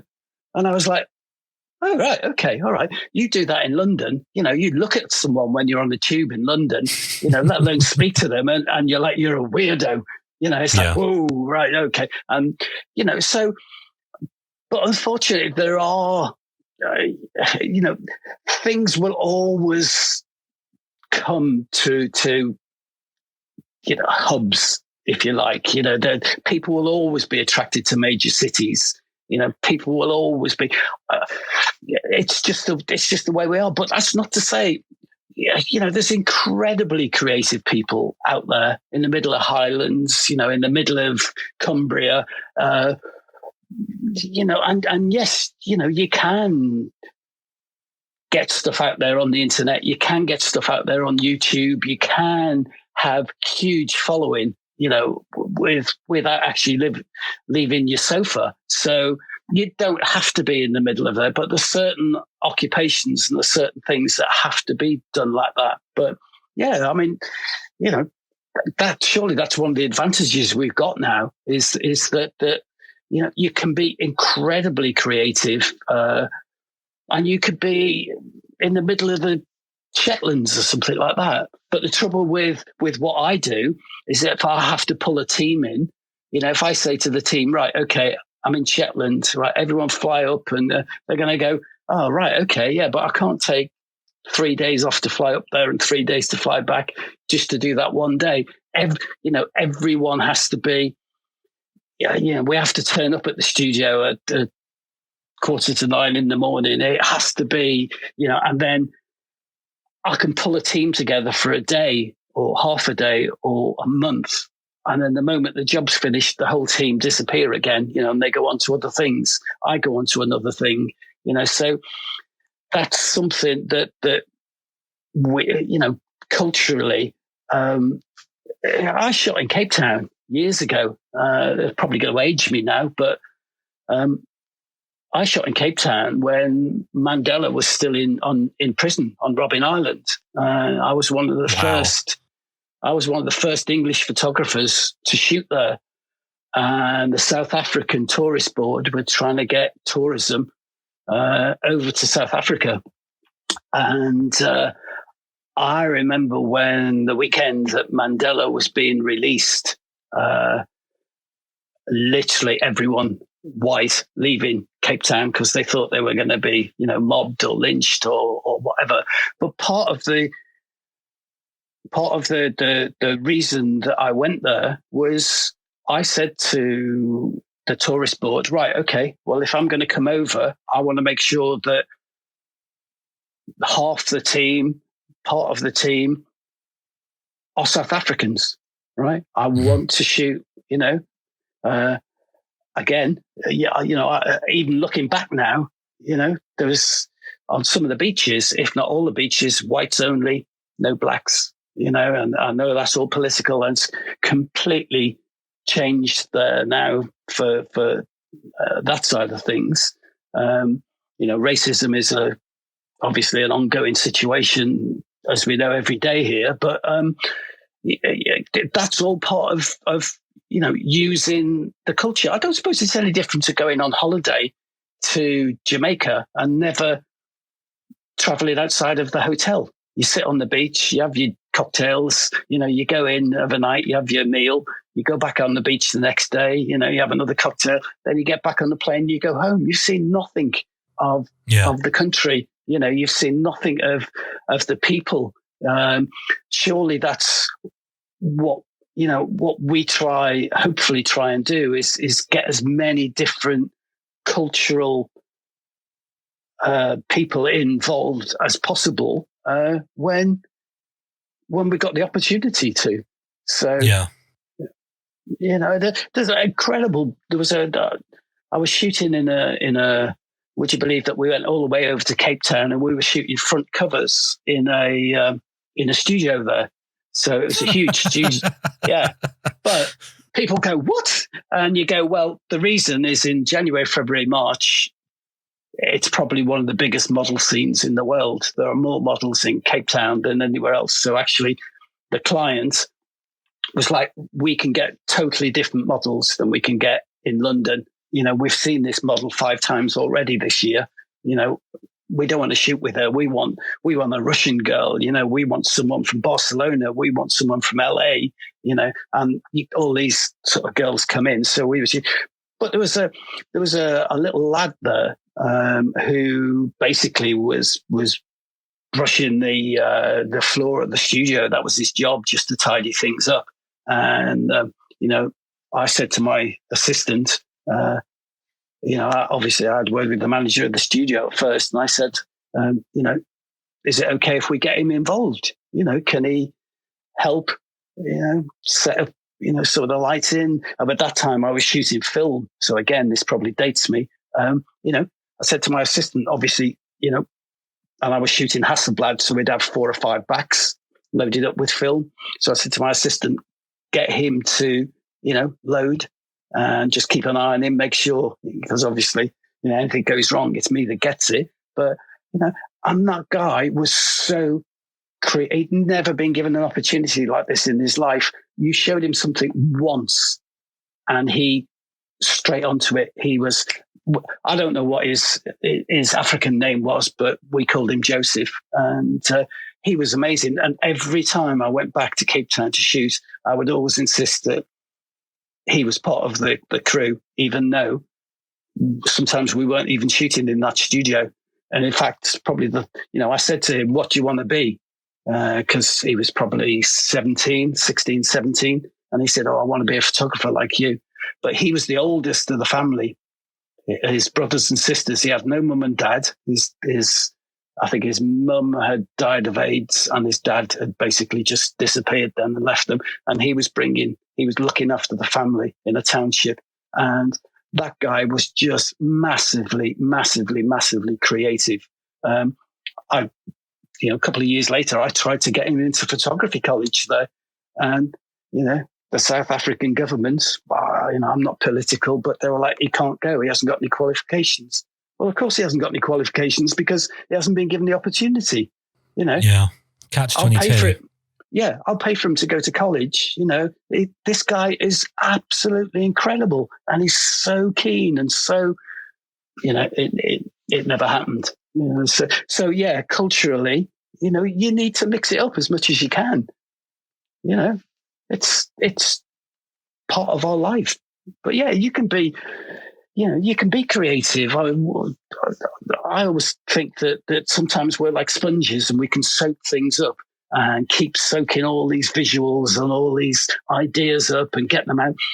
But sometimes also, that sponge gets dry and you need to just take time off and reboot and then come back in afresh again. So, burnout's definitely a real deal. Burnout can really get you. Yeah, that was the thing with probably when the budgets were through the roof. I was booked every day for like 14 months. I was booked this time completely every single day to this time next year, if not further than that. And there were clients sort of saying, well, look, squeeze us in, and burnout was a real thing. My wife summed it up. She said, everyone else gets the apple and I get the core. I'd come back and I was, it's true. It's completely burnt out, but if you love what you do, that's it. I'd say the secret to any photographer, it's got to be in your bones.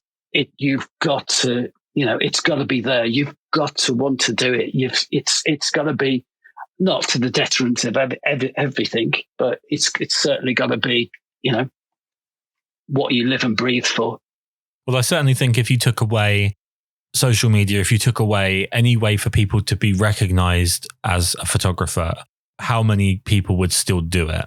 If it was like, how much do you just enjoy the process of creating images for what you do, but you take away the ego side of it when it comes to the interaction you have with other people, how many people would still do it? And I actually think the number would drop significantly more than maybe people realize, especially younger generation now. I think that so much reliance on their own brand before they've even got a product, they've got a brand. I think there's so much reliance on that's the case. It's been honestly fantastic talking to you, and I really do appreciate the fact that you've taken way over 2 hours out of your day to talk to me, which you're a much more generous person than I am, because I don't think I'd give me 2 hours out of my day. The most important part of this is that obviously we make sure people know where they can go to find what you do. So this is the opportunity for you to tell people where they can go to see your work and follow you and whatnot. Okay, so basically I've got a website, which is ianhooton.com. So Hooton is Hooton. And I'm only on Instagram. So my Instagram is Ian Hooton Photography. So anyone that's got any of photographers that want to take this a little bit further, just DM me on Instagram. And, I've got photographers that, what filter was that? What did you use on that and stuff? And obviously I'll help as much as I can. That's the thing with what we do. I think you have to give back as well. It's not all take. You have to give. As I say, personally, years ago, I learnt more in a day than I did at 3 years at photography college. So it's all of that sort of stuff. Get people in, share. It's not about sharing on social media. Sometimes it's about sharing like we've just done now. Yeah. People, 100%. You see an image, but it's what's happened, the process to that image. It's how people think, breathe. It's the whole thing. It's incredible. So, well, thank you so much for taking the time, man. I really do appreciate it. Pleasure. It's been an absolute pleasure. And I'll look forward to listening to myself. Let you go.